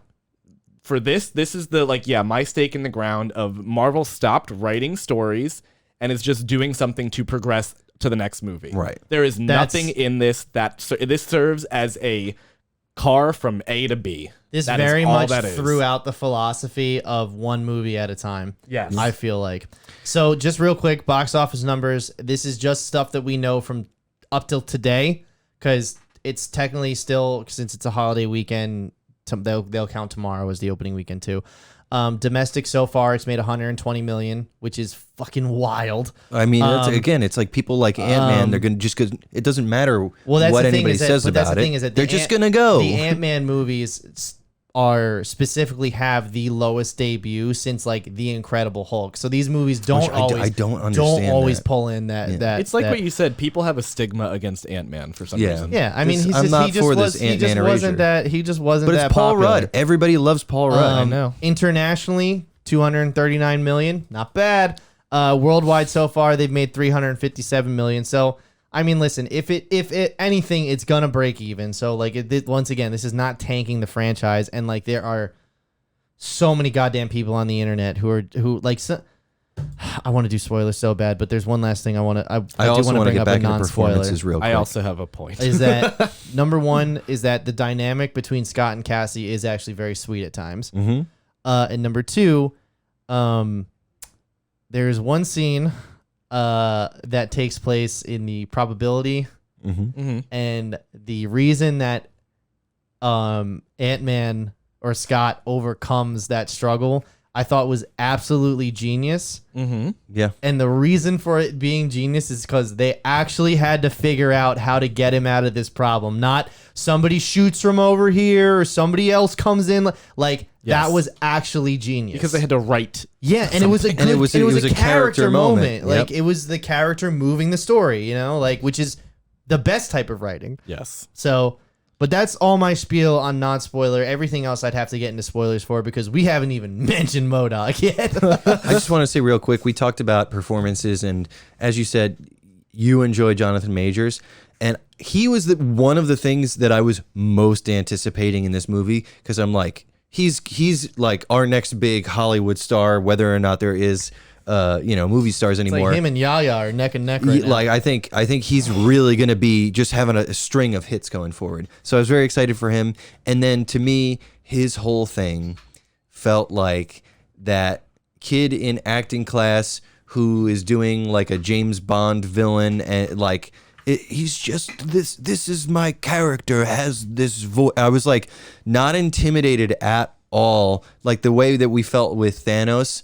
Like Thanos had real gravitas and had intention and like years and years of suffering behind his words, and Jonathan Majors is just doing a silly voice. Well, See, you go ahead. I was going to say, I think if they had written it well and set it up and showed the things, you would get like a weird kind of like almost horror-esque like subversion from it. Because it's kind of like he's like not a essentially physically threatening big purple man. He's a sociopath. It's a sociopath, like because he's a scientist. The whole thing is where it comes from. It's like, we really didn't see any science. No, they didn't see any science, and it could have been like you saw all of this atrocities that he commits, but he's kind of almost like reserved. So you get like they could have done a lot. Again, it's like I get what you're saying, but it felt like I think rather than him doing way. a character.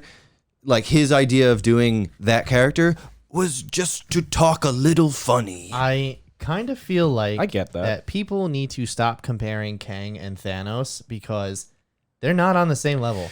He's just a good reference point. I get he's a good reference point, but the thing is that I get that they're trying to spread Kang to be a little bit more of it, like where Thanos, like he was in the fucking armchair. Yeah, he was in the armchair in Guardians, so he showed up there. He smiled at the end of Avengers. Fine, I'll do it myself. At the end of fucking, he did some fisting. Well, he puts his hand in the glove, which doesn't make this euphemism any better.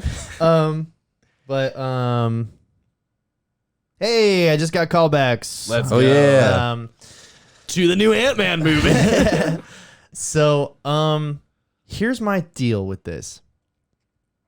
I mean, my whole thing with Thanos is that Infinity War, the genius of Infinity War is that since we had known our characters for so long at that point, they're like, let's just make this a Thanos movie and drape our characters around it. You know what I mean? That's the genius of why Thanos worked, because ultimately they gave him a starting point, an arc, and an ending point. You know, he completed his mission. What did he have to lose? He went to go live on a farm. Yeah. What did he have to lose to do it? Everything. His daughter. You know, very compelling shit.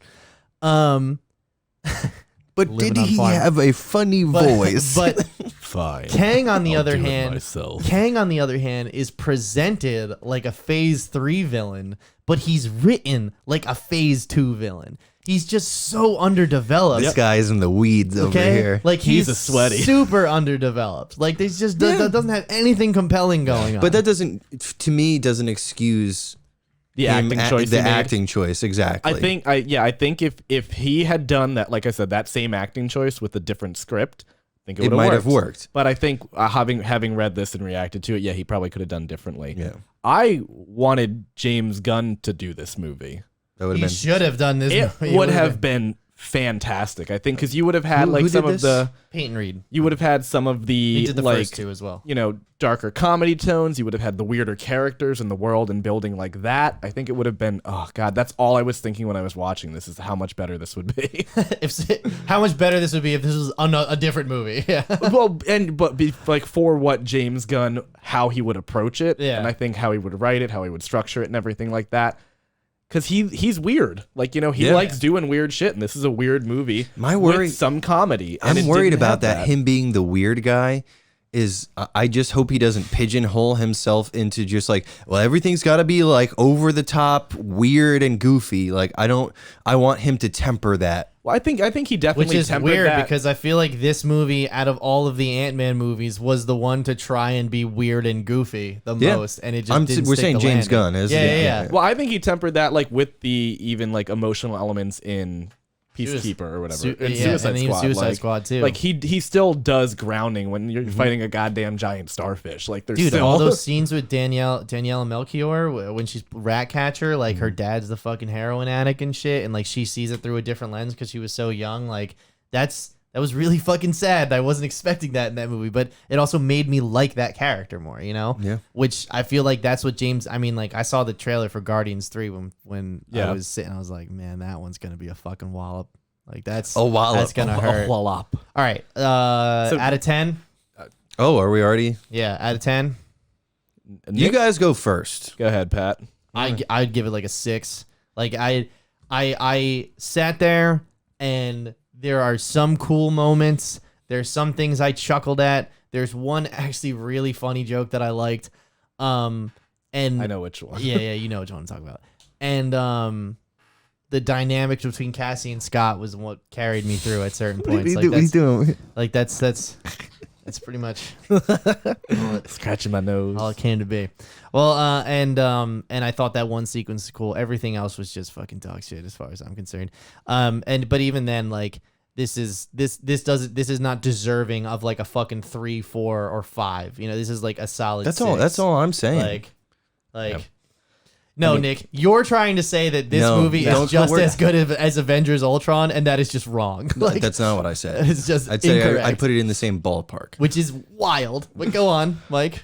I actually give it a 5. I think this was a really, really ambitious movie that did not deliver on ambition. It was vicious, all right. like it was big It's vicious. big vicious. Um, All right, Nick. But there were like, yeah, to the point, yeah, there were like the acting really saved it for me. There were a couple moments that like it's pretty much all of the actors like that. Again, to my point of like when they're doing so well with that, it's clearly the other elements of the film that are taking away from it. Dude, Paul Rudd is the best at what he does. He's never so going to turn good. in a bad one. He's so what good. about you? Oh, and then Ruben Rabassa is the Ruben best. Rabassa. It's Ruben best. Rabassa. Yeah, Thank we love you, you, Spider-Man. Okay. Oh, sorry. You're like the bug man. I might have missed that part because they kept the lights on in our theater for the first 10 minutes. So me and 3 other guys walked out there and told them they had to turn it off. And when we came back in, people clapped for us. So- They were clapping for Ruben So- Rabassa. They were clapping for Ruben, what which about he you? uses Dude. his name. Like, Yeah, dude. I Oh, went. thanks, Ruben. That's right. yeah. I went to the movie with Ryan Kassir, and he's a I think you should leave fan. He didn't know that Ruben was going to be in the movie, so as soon as he came on screen, Ryan was like froze. He was like, "Did you know? Did you know he was going to be in this?" Oh, I love it. So don't put words in my mouth. Keep my name Yeah. out. Am I saying that this is like top tier Marvel? No. Do I think it's like par for the? It's pretty average. I would give it a 6 to a 6.5, which is exactly what you gave it, a 6. I think you that's just fair. liked parts of it what more. what I'm saying is like, yeah, I think the visuals, the character design, the world building of the Quantum Realm, super good. The acting, I liked a lot of the acting, the performances. Was the story great? No. Was it god awful? Not really. It was, it was sloppy. Sloppy. I said aggressively mid, and I stand by aggressively mid. But do I think it deserves a 47? Does I it do. deserve to be down with the Eternals? Absolutely not. if I'm giving it That's a 5 out of 10, fucking garbage. that's a 4. That's 3% of area.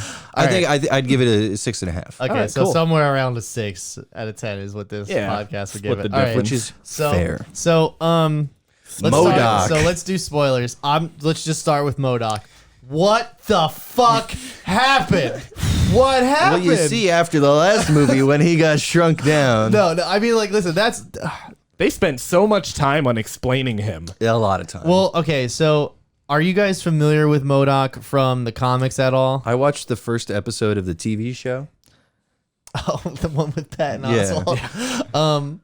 So MODOK is actually, he's regularly like a Captain America villain. And that's because he works for AIM, which is a rival corporation to Stark Industries. AOL Instant Messenger. That's right. Nice. And nice. And Nice. so the deal with him is that he invents this technology that makes him super smart, but unfortunately that grows his head to like an impossible proportion. Right, I thought it was like a Megamind kind Right, of thing. that's exactly what it is. Because as you can see here, he was the main villain in the Avengers video game, and they did him better than the MCU did. So, my whole thing was just that, like, why did you waste him? He's a legendary character in the Marvel universe.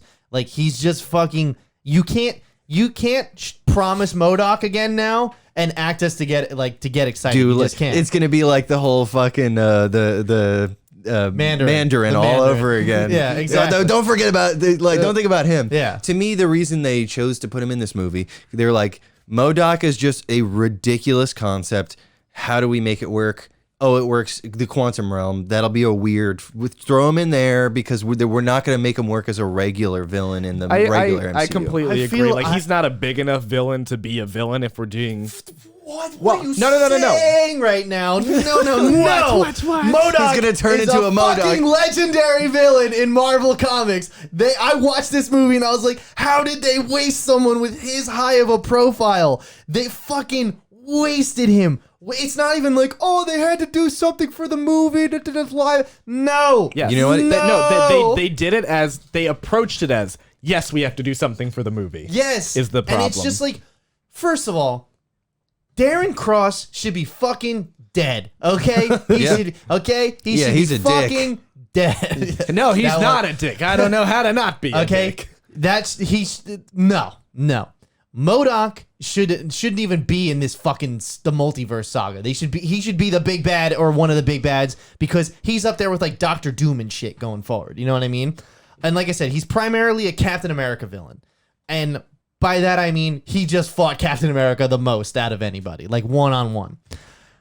Intricate like to the MCU. And the reason why they can't really take him down is because he's so politically, tied to higher governments and also like all of his corporate backing, his multiple millions of dollars. Same reason why you can't just walk into Stark Tower and shoot Tony Stark. It ain't gonna go over well.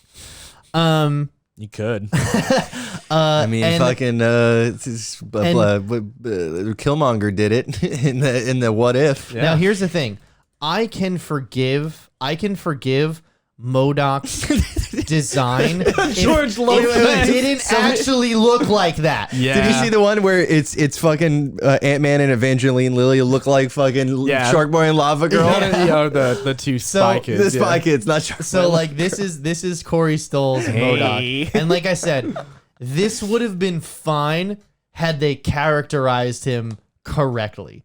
And they just didn't. They just did not. Right. It's fucking weird. Like, I get how they were trying to approach it and do it with, like, we're bringing him back because we knew who he was and he was a villain before.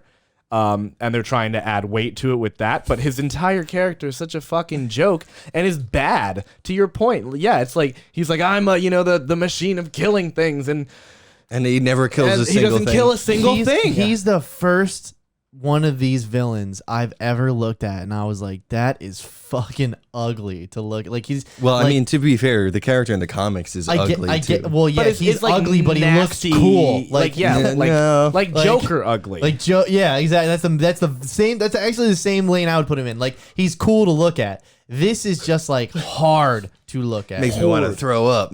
Yeah, really. I did like how he was like the big bad for Cassie though. Like that was her guy to defeat. Sub villain. I thought it was kind of funny when he's like, Darren, MODOK, and like he answered him. And like to MODOK's credit, he's the only character that has an arc in the movie. Yeah. Yeah, There 100%. there you go. He We is found the arc. redeemed. And And he throws up on himself. and I just died like- Avenger. that I love when Paul Rudd's like, "Yep, He's like, yeah, yep, you're yep, in, yep, you're yep, in, you made it." Like that was really funny. Yeah. Does that mean is he going to be on like all the lists now of like Avengers? He's canonically an Avenger. Yeah. Either way, though, man, fucking what a waste, though. What a fucking waste. And like, it's just such, I will not do the Mandarin shit again. You spent. You know what it's MODOK. going to be? There's going to be somebody's going to find the technology of this MODOK and give it to somebody else. Oh, they're gonna just like find his body and Yeah, find Yeah. the suit and shit. yeah. Oh my god, dude, MODOK. I watched that movie and I literally said to Liz, I was like, what were they thinking? How did this get past initial concept? You know what I mean? Somebody at Marvel did the artwork and was Well, like, "Here's a Kevin- big giant fucking head," and they were like, "Well, we got to. He's in the comic books, so now we got to stick him in the movies." Well, that's the thing is that like I say here all the time, MCU in name only. You know what I mean? They borrow in name only. They borrow just themes and ideas. But this was not one that also, you MODOK in is a name dumb only. name too. Like it's a weird character design and a dumb name. Also, what? It's what mobile? What is it? Mobile Organism. designed for Only for killing. Only for killing. Mofok. yeah. No, Mental organism. there's a bunch. They change his name change it throughout up the depending years. on Yeah. what they need it. But he's but yeah, I when they fucking took that mask off, I was like, oh my god, it's worse than I thought. Another thing I wrote down was Janet holding back the information about Kang the entire time. so shit. That's so stupid. That Yeah. is absolutely ridiculous. If I was Michael Douglas, I would have pulled that car around and been like, you better fucking tell us what's going on here because we're all gonna die. I Like, really wanted Jonathan Majors and a fucking Michelle Pfeiffer sex scene. I know. I really wanted that. there was a couple jokes about that before the movie came out about how like she's like never go down there, and people were like, yeah, dude, she had a boyfriend down there that they don't want her to know about, and I mean, she she did. She did. Which talk about a wasted actor. I thought he was great. The most pointless scene. You didn't even need that scene. You didn't. I thought it was fine. Like it served its the purpose perfect of vehicle like, for Bill Murray. yes, That's all you need. That him was for. it. I mean, it was useless, but it was fine. Yeah. Like I'm not gonna nitpick that. Speaking of his useless- rivalry with fucking Michael Douglas, great. Yeah. Right. Speaking of useless, Michael Douglas and Evangeline Lilly's characters, they could have just been taken out and nothing would have changed. But what about the Zero ants? would have changed. They're my ants. I Really sounds like it. that was good. I loved Michael Douglas's He character. was one of the didn't- better not- performances. not just from the sense of his acting and everything, but from like it kind of felt like, it was like he's the guy that did all this shit. Like, that's where everything kind of comes from almost. So it makes a little bit of sense to have it redeemed because like Scott is not a superhero. I couldn't. He's a guy who fell ass backwards into being a superhero. Right, couldn't- and doesn't have any powers. I couldn't like- figure out what the deal was with the ants because the ants like have lived 1,000 lifetimes. that was apparently, my right? ants. That was Right? funny. And like that's the thing is like, My okay, ass. so we're doing time dilation again, right? Why is it just affect the ants and not everybody else? Because they though? flew to a different part of the quantum realm. they just or- fell in the wrong part. Yeah, it's very much tidy writing. Like, yeah. I mean, dude, this shit happens in Marvel movies all the time. yeah, that's a little nitpick. You guys, the biggest Marvel movie of all time was linchpinned on the fact that all of the quantum realm did time dilation. Dude. Remember, we jump in one side, we go in at one side, and then we exit on another, and we're in a different part of time. And then even before that, Scott was in the quantum realm for 5 hours, and it didn't matter what part he was in. And then 5 years went by. Well, you can't Like, you can't do that's that. what I'm saying, You like- can't. You're not going to be able to like mess with the quantum realm's time jump if Kang can be like, I can give you all the time you want. Yeah, 'Cause, and like, that it's is just, like, you're that's right, the- and that's my point. Is that like this was stupid from the get go to go that way, and the second thing is that as far as Kang's offer to Scott, I wasn't compelled by it because I always knew Kang was a cocksucker. Yeah. You know what I mean? That's why they call him Kang the cocksucker. had they done that shit where they were like, they built him up, and then Scott met him, and maybe like Kang, Seems like a pretty good guy. Yeah, he's all, like, well, I'll do that, whatever. And then He's like, I had to make you a really promising offer. Yeah, because remember at the end of the final, Seems normal. yeah, the end of the final action scene, Scott is just spouting off some shit about Kang not keeping his word. It's like, this guy never proved he was trustworthy. Yeah. Yeah. And why would this matter? Because it never came up before. It's just they had to write something. Also, You know what Scott, I mean? you're Like, a lying felon. Yeah. exactly. What are you talking about? Your word is your bond. The one thing I want to bring up though is like you're getting all like sweaty about the time dilation and why. What about the ants? Why were like you do realize that like fucking the last Spider-Man movie was like, oops, Doctor Strange did a spell that brought all these other guys randomly to this universe. They weren't random. Random. It's just because they know the true identity of Spider-Man, except for fucking Venom, who oops, he's here too. Well, that Dude, it's oops, all totally berries. It's plot contrivance. It's not a plot contrivance. Yes, it is. No, because I also don't agree with the fact that Doctor Strange didn't know what he was doing. Doctor Strange is an arrogant piece of shit up until the end of Multiverse of Madness, okay? He absolutely could believe he could wipe everybody's Yes. memory of Spider-Man I agree without with that. having any issue at all. He's He a god in his absolutely brain. could. Yeah. Then why didn't he just absolutely. restart the spell? Why didn't he stop what he's doing? Because that would admit he's wrong. Yeah. That would make him be like, oh, I fucked up. I think it's. And do you see how fucking mad he got when he was like, you didn't even plead your case? Because he wouldn't even think that someone that he worked with to save the that world stupid? would be so fucking stupid to be Yeah, like, this I'll just teenager. ask Doctor Strange to reset everyone's brains. Okay, Kang's death. Fucking was they literally like, well, we paired up the most powerful guy in the universe With the least powered with guy. the guy Thank you. that can't fight. Fucking What are we gonna do? Thank you, dude. That was the like. I was like, if he's flipping people around in their cells and doing like, and Well, like, his suit's broken. I get that, but like, it's not broken when he's trying to take off.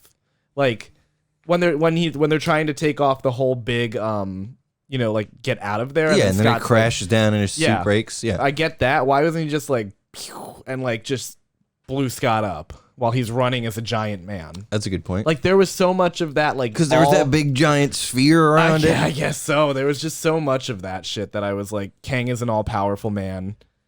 He got Yeah. carried away by ants. Until yeah, What are we saying? They're my ants. Okay, like, he's all powerful until the ants come.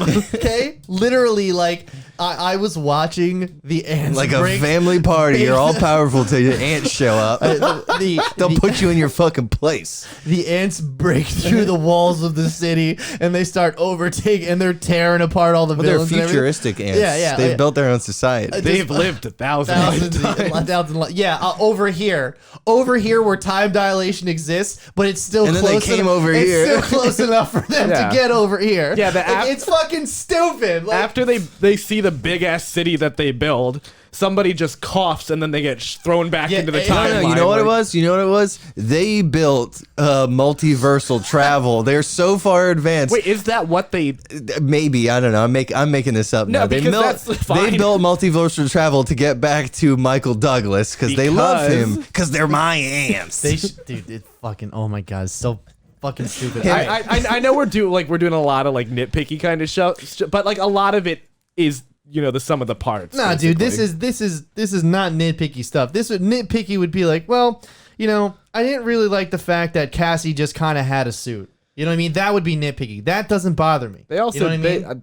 I did not like Cassie's character. I did. I thought they just made her a pissy teenager when in the other movies she's a lot of fun. What other? What? No. Or like You mean when she's just a You side? mean when she's like 8? A child? Well, yeah, like because she's goofy and like Paul Rudd in those movies. And And now she's grown up, Mike. well, now that's she's why like- she's pissy because Paul Rudd was in the quantum realm for 5 years. Yeah, but not Janet. She's gonna have him work all the fucking magic she wants to do the same stuff that Janet was doing. She was. What happened to them? Did they get snapped? what?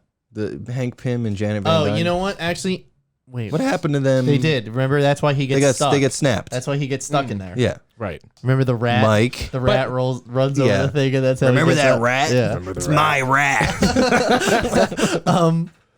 Yeah, so Kang's death is absolutely stupid. He just fucking Deus Ex Machina into a fucking laser beam. Wait, do you know that video of the crab on the undersea? That's exactly what. Yes. So it's that. I know there's a video that I didn't do for our clip of the week battle of a guy getting torn up the same way that crab did. They're working on like a pipe with fucking water, and he opens it up and gets fucking sucked in.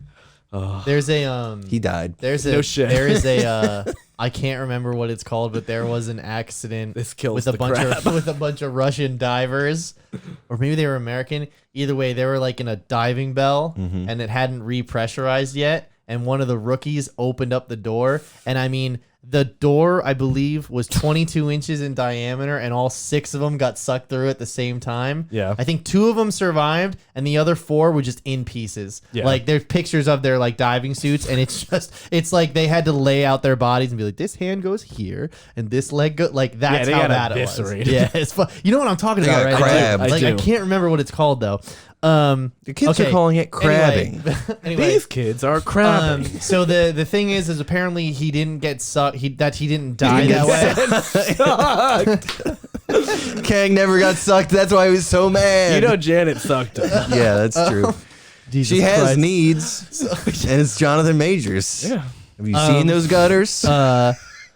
Apparently he's not dead. He got sucked into the probability machine, and he'll go and like become the MCU's version of the Great Beyonder because he gets the Beyond power or some shit.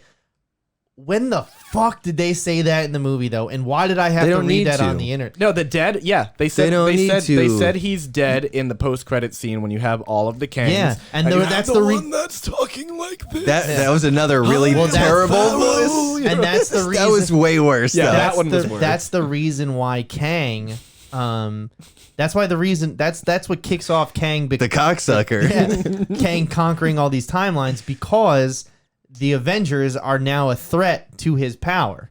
That's the reason why they start going out and they start killing Makes Avengers sense, after that. which is what they say. Yeah, but like these people are now meddling in our The multi-universe. bug man Yeah. is fucking with It's- everything. So like I had this one fucking inbred messaging me today. Hold on, I'll find him. sliding into your while- DMs. listen, I'm sorry While- if you're gonna hit me with some silliness. I'm gonna hit you with some While silliness you're back. finding that, Like Nikki Haley, we kick back. kick back. Okay, so here we go. Yeah. So Did anybody get that reference? No. I'll show you her video. So, Was it was Spy indeed Kids? an Avengers level threat. Yada yada yada. They mention how now he's in the probability storm. And is like, did you not see what was to come in the post credit scene? It's like, no, fuck that shit. Just because they told you that there's a bigger threat coming now because they killed this Kang doesn't make this a good movie.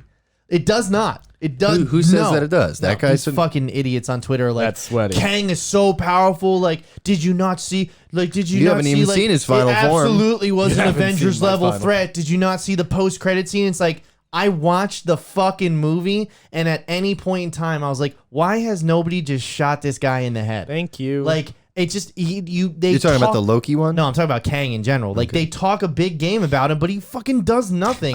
And then at the end, he's like, I'm going to fist fight Paul Rudd. Oh, cool. Anybody His could. suit was Awesome. broken. Like, yeah, I get it. But yes, like His helmet. I didn't like his so helmet. then how design. powerful is Kang if it's his fucking suit? Because Iron Man's got a Exactly. suit too. You Yeah. know what I mean? Like, yeah, what makes Kang Kang? Because He's Thanos smart. took off his armor to fight the Avengers because he was that confident of Horde. himself. You know what I mean? Horde. Yeah. Oh man, wait, Horde in the page. Did you like his helmet? I It mean, looked it's whatever. weirdly tight to his face. I wish it had a little bit more heft to it. A little bit of shield or something. And Well, I didn't mind the blue shield, but the actual casing around his head, it just was like this. There's also one scene where he talks in it and the bottom of it moves with the CGI, and I was just like,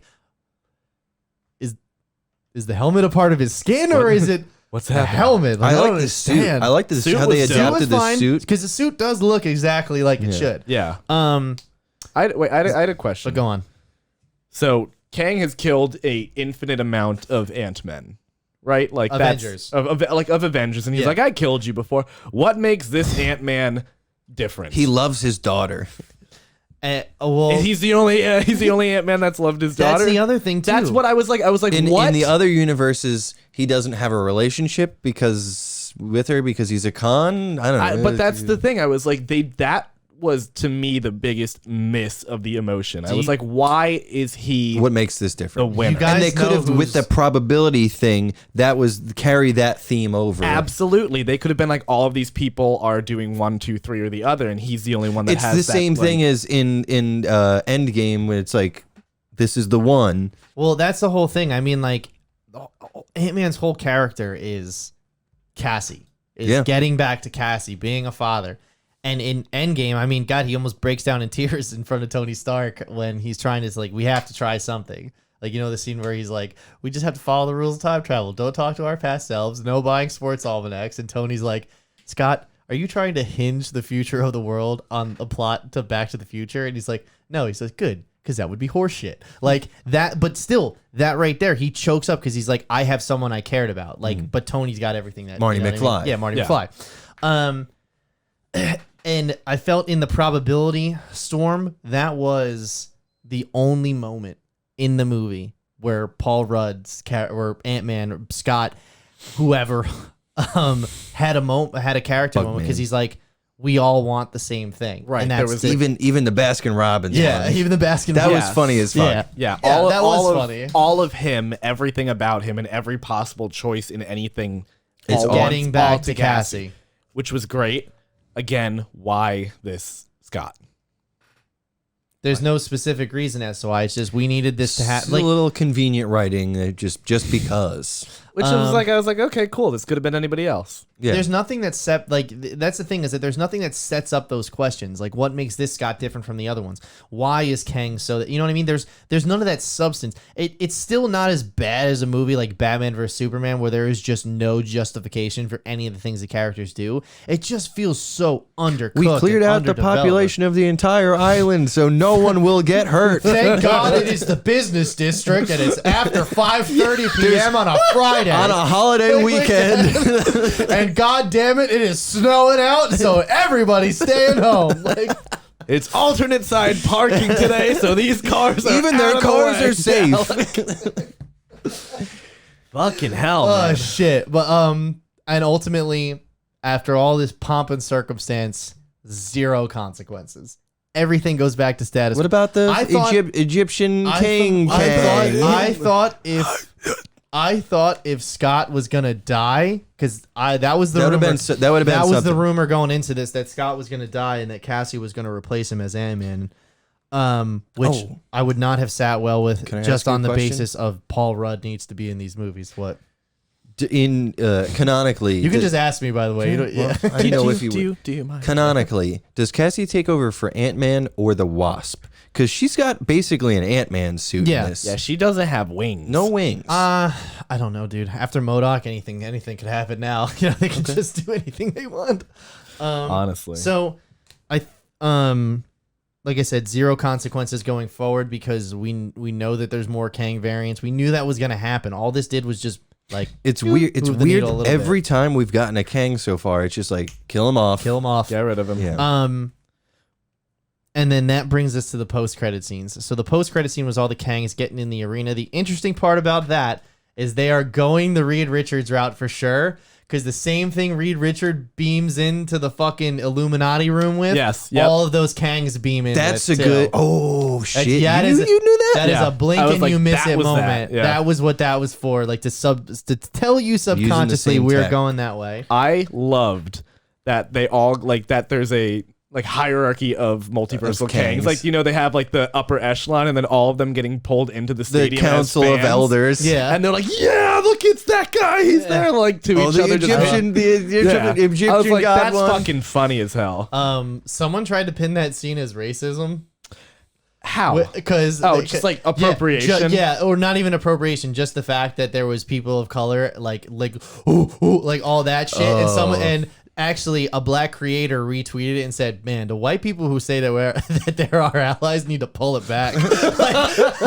Like, because I watched that whole scene and I was like, "Yeah, dude, they're hyped because they're going on a conquest." Like, I forgot that that's there's their only. thing. I forgot that only like white people like sports. Yeah, Like yeah. what a dumb fucking take. So stupid. Just every stadium is just what Dude, like, the it's Red Sox honestly, look like. honestly, bro, the last 2 months on Twitter, Just looking for shit. How it's gotten worse, I don't know. It's Elon wild. Musk. No, it is. There is some Dude, like it's not even just the algorithm. It's just somebody somewhere in Ohio, they put something in the water and now they just keep tweeting. So that's the first post credit. My scene. my First Twitter post-credit tastes like scene. chlorine. Every time I open it up, my eyes water. And then the second post-credit scene The best one was they show Owen Wilson. Loki and Owen Wilson, Mobius, I guess, and he is now that is the original Kang variant. That guy, that scientist, whatever his name is, Nikola Tesla. that is not Nikola Tesla. He also had a really bad voice where he's like, I am doing science. Welcome to my show. I understand you have to make all these characters distinct and everything. His choices do not make any sense to me whatsoever. He should have had a transatlantic accent while doing that. Yeah. So there is here it is, Victor Timely. Victor Timely. Oh, that was his name. He is having gone back. So his whole thing is that he has gone back to the earliest 20th century to better conquer the 21st century. Kang as Victor Timely founded the town of Timely and became its mayor, using the time travel technology to create a massive manufacturing empire based in robotics. So he's like the one Capitalism. that went to the start and That's the went real for it. enemy. That is. Of So the other Loki season 2, capitalism. So Coming the out other on thing is Disney Plus. they have the three Kangs that we saw in the end. One of them was Immortus, the once and future Kang. There was Ra-Ma-Tut, the ancient Egyptian pharaoh Kang, and then there was Kang Prime or Scarlet Centurion, however you want to call him. But I think the funniest part is that they call all of those people in the stands the Council of Kangs. And everyone was like, Rick and Morty, Rick and Morty. Rick and Morty. You know who two of the writers on this movie are? Justin Roiland. Dan Roiland and Dan Harmon. Wait, what's his name? He was a writer on Rick and Morty. Yep, two of the guys who wrote Fuck, for Rick and what's Morty. the right guy's there. name? The Rick and Morty references very clearly yes. this Yeah, reference. Yes. I mean, like Yeah. they're all big nerds. Yeah. So, What are their writer's name? I know his name, but I can't think of it. not off the top of my head. I don't know. I'll look it up. Look it up. I need to know. We need to give this man credit. We'll sit in silence until we figure out this man's name. Jeff Loveness. Jeff Loveness, that's the one. He yeah. sure be loving. So, this. he's I mean, a lot of the people like he's put Dan in charge Harmon- of Kang Dynasty script. Dan Harmon's, like people that he's worked with on Community and Rick and Morty have gone on to do a lot of Marvel stuff. I mean, like the Russo brothers started out on Community. They were chosen for their ability to juggle ensemble characters, though. That's what. Ant-Man 3 fans are screaming, "Please stop hiring Rick and Morty writers." There you go. So in the wake of this reception to this film, Marvel has done a couple things. Number one, They've killed Kevin Feige. 3 television shows have already been put on ice. Really? Which Yep. ones? I think it's like Echo, some other one. Oh, ones we haven't seen. Yeah, ones we haven't seen. Echo but the Dolphin? Secret Invasion, and something else. Really? No, they're still coming this year, but it's not going to be 5 on top of each other. Yeah. It's Wow, what a concept. they delayed the Marvels to November. However, I think that was happening anyway. They were just announcing that from July to November. Yeah, right? because they had Guardians coming out in May, and it'd just be too much on top of each other. So I think they're and also fiscal year, they need something in the fall too. So they're already pushing that back. The thing is that unless Guardians of the Galaxy is an absolute stinker, like I still think it's like full steam ahead for the MCU. But in the future, here's what I need to see. Number one, pull it back. All right, pull it all back. All right. Stop doing building blocks. We need to go back to the time where it was one movie at a time. One movie. Number two, stop doing the interconnected television show fucking movies. Nobody likes that. 0 people enjoy that. I promise you. If they did nobody likes if that. they did good ones, then I would like it. But Yeah, but then when they did do a good one, they were just like, "Oh, we need a villain for Multiverse of Madness." All right, let's throw out everything we just did WandaVision. Yeah. Then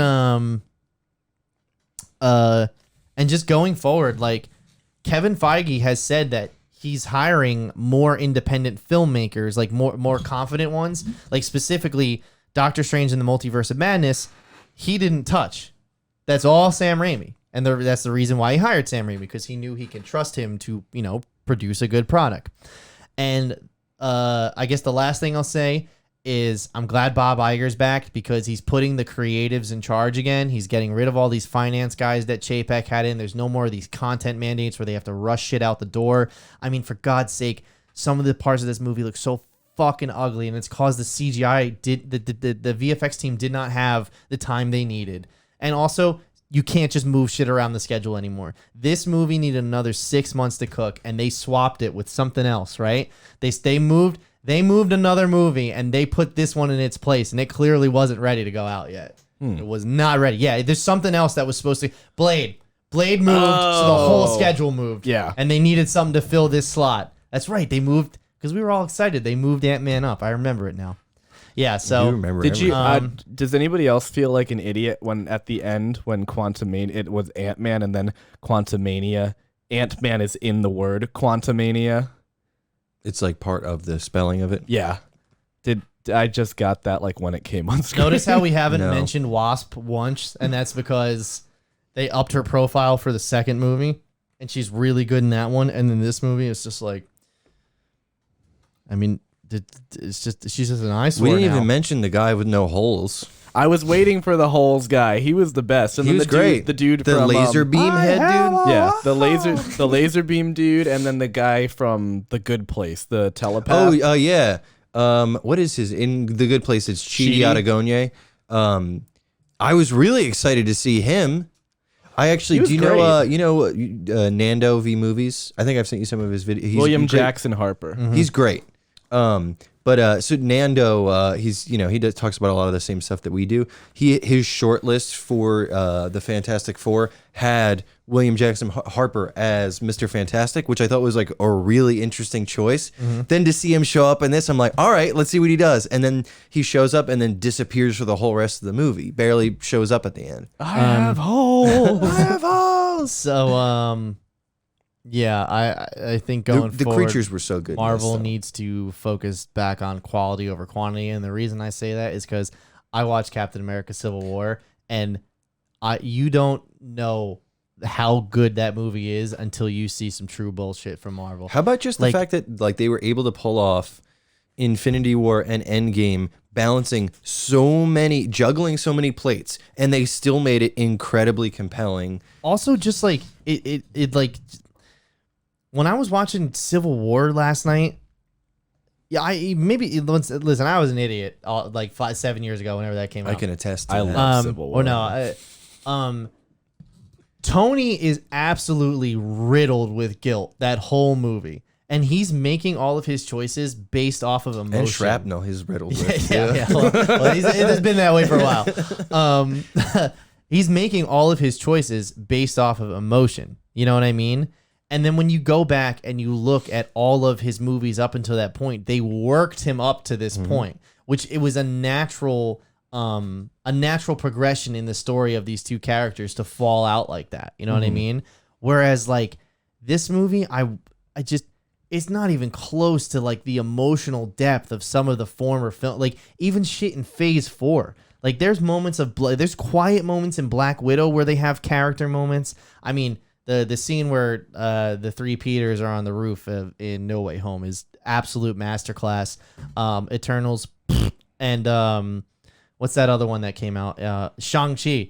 The moments where he's talking with his father while they're fighting about like legacy, their family, what this means, how you can go against your family name, your house, all this shit, right? Like the dance fight where they fall in love, you know what I mean? Like where is the nuance in these new movies? Where is the detail? Where is we care about the characters more than we do the action sequences? Well, where I feel this movie was like, cut out everything that has to do with the characters. Let's just bring in the fucking ants. The best way to say it is we go to the movies because heartbreak feels good in a place like that. And that I think is a great place to fucking move on from. So yeah, so listen,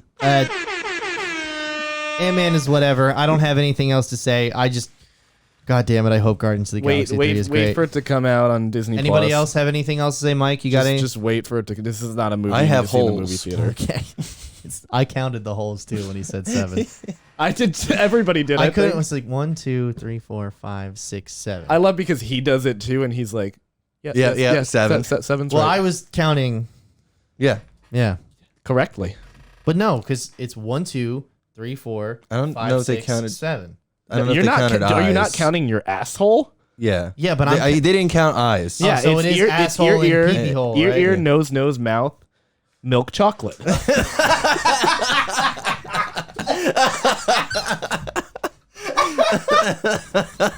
Boy, that was the last thing I was expecting. Roll the fucking song. Oh yeah, it's the clip of the week. Oh, it's the clip of the week. It's the clip of the week. Gotta love an escalator. Dude, they're dangerous, bro. Oh, I've seen this clip. She see Run! No! It's taken out, bro. Full on his stretcher. Multiple contusions detected. Dude, Boom. the power in that fucking suitcase. Like, here's the thing though. I don't understand why This whole. yeah, this right here. I don't understand. This whole You're just situation. saying people that are in the theater clapping for those moments in the movies. Where heartbreak feels good here. What's going on? Oh well. Yeah. That's added, right? That was somebody watching the 100% video. added, yeah. Oh no, maybe that's not. That sounds Maybe that's in. diegetic. Hold on. Or at least like the rest of things. Okay, that's 100%. That's 100% added in. But this right here. Damn, bro, dude, she had to hit her head, right? Well, this is if that's me, like, you know, it's a public place. It's like I'm hamming I'm that up. milking You this for fucking every bet. dollar. You bet I have tingling pain. I have headaches. You know, My student loans are gone. I'm out of work for this week, bro, and you got to make that up. I'm out of work forever, bitch. That's how she became the Silver Surfer. Swooped under her legs and she just took off. I can't wait to watch them fuck that up. Dude, sure. no. You know what I think? That's obviously their next flagship. Guardians, it's going to take the place of Guardians, I think. They said this There's weekend. no way they're going to fuck that They up. said this weekend they're casting Sue Storm first. They're casting from every local community theater, so you Yep. better get going. No, I'll be there. They're casting Sue Storm first, and then they will Casting cast around they her? were around her. Interesting, because she is the heart of the group. Jason Statham will be the Silver Surfer. That's take another. it. I've hearing a lot of talk of Keanu Reeves. I'm like, that'd be They've an interesting offered him choice. a part in literally every movie so and far. he said he wants to do it. He's just waiting for the He's right waiting one. for the right That would one. be great. Silver Surfer. I would like that. Well, I mean, there's other things to look forward to as well. Like Blade. I mean, we have Blade still coming. Fantastic Four, X-Men are on their way. We got Deadpool and Wolverine. Fast and Furious 10. Are they doing an 11? Yeah, Robert Downey Jr. is the villain. And he's playing an Elon Musk type. Typical. You know what I realized? Cars that drive themselves. That's what he invents, and it's a threat to their and it's the existence. prequel to Cars. Yep. I love it. Oh, This is the crossover that we always needed. I realized I don't like Fast and Furious movies. me neither. I Okay. didn't realize that. That's the preface to me realizing. I feel like I always do that. So I don't like never had to ask. I don't like those movies, but I just realized what they are in cinema. Family. They are our version of Bollywood movies. The just most over the top extreme action that you could ever think of. We just imported Bollywood. Oh my God! What did you? This is the clip of the week. This is the real clip of the week. Family, family, Dude, only one of those guys That actually guy in looks the middle. like Vin Diesel. Can you pull up a still of Vin Diesel in the new Fast and Furious movie? Because I saw a tweet that was basically like, how do the fucking blue people in Avatar look better than his face in this? Like, he looks bad. I don't know if you're gonna be able to find it. Yeah, look at him. What about Jason Momoa? Did you see the one where he's all like puffy? Yeah, he's all. So, now that we're talking about this, you guys know that the director of this movie left a week into shooting because Vin Diesel would show up and not know any of his lines and was like out of shape. It's like, bro, this is your bread and butter. Why are you fucking yourself over right now? Do you know what Vin Diesel's real name is? Hit me with it. Mark Sinclair. That's a good name. Why did he go to Vin Diesel? because Vin Diesel looks like a man that drives fast and furious. Vin Diesel also- sounds like a porn name. Also, for sure. Even though he is of Scottish and Irish descent, he claims He's not quote, Italian? He claims, quote, he feels like he's always been something else, like referring He's to transracial. yes. He's And culturally I said Italian. I said that to my Latino friend, and his literal response was, and we accept him wholeheartedly. Like, he has earned his seat at the table. He is invited to the cookout. Yeah. So, and listen, the Fast and Furious movies, listen, they have cool cars, good action, and lots of ass, and that's what people who want to see those movies go see, and that's what makes money. That's what people that the do first whippets go Fast see. and the Furious, the one with John Cena, the one Fast and the Furries. whichever one came out over the pandemic, that's the highest grossing domestic film during the pandemic. Yeah. Yeah, Like, because people everybody, see it. because every single person that likes those movies is unvaccinated. unvaccinated and is a fucking COVID denier. When you're right, you're right, Oh Mike. man, you Mike, cannot that's why you're on this show, the bro. heaters. That right there, that fucking Like, hell yeah. That's You know it. Yeah, I'll tell you what. When I saw that last one, that was the worst theater experience. Made me want to give back my vaccine. People were playing music loud. They were on the phone. I was just like, "What the fuck is going on?" Oh man, that's great. All right, well, I think we're good for this week. Thanks so much for listening. Once again, you can check us out on all social media at pressanykey.tv. You can also find us on our website, pressanykey.tv. Once again, I'm Pat Knapp. That's Nick McFly. Mike Burke, and we will see you for episode 103. What the fuck is next week? I have holes. Nick's got holes. Just filling the space. Oh, wait. What's next week? Who cares? They'll find out next week. Okay, yeah, whatever. You Goodbye. know what? Find our socials. Goodbye.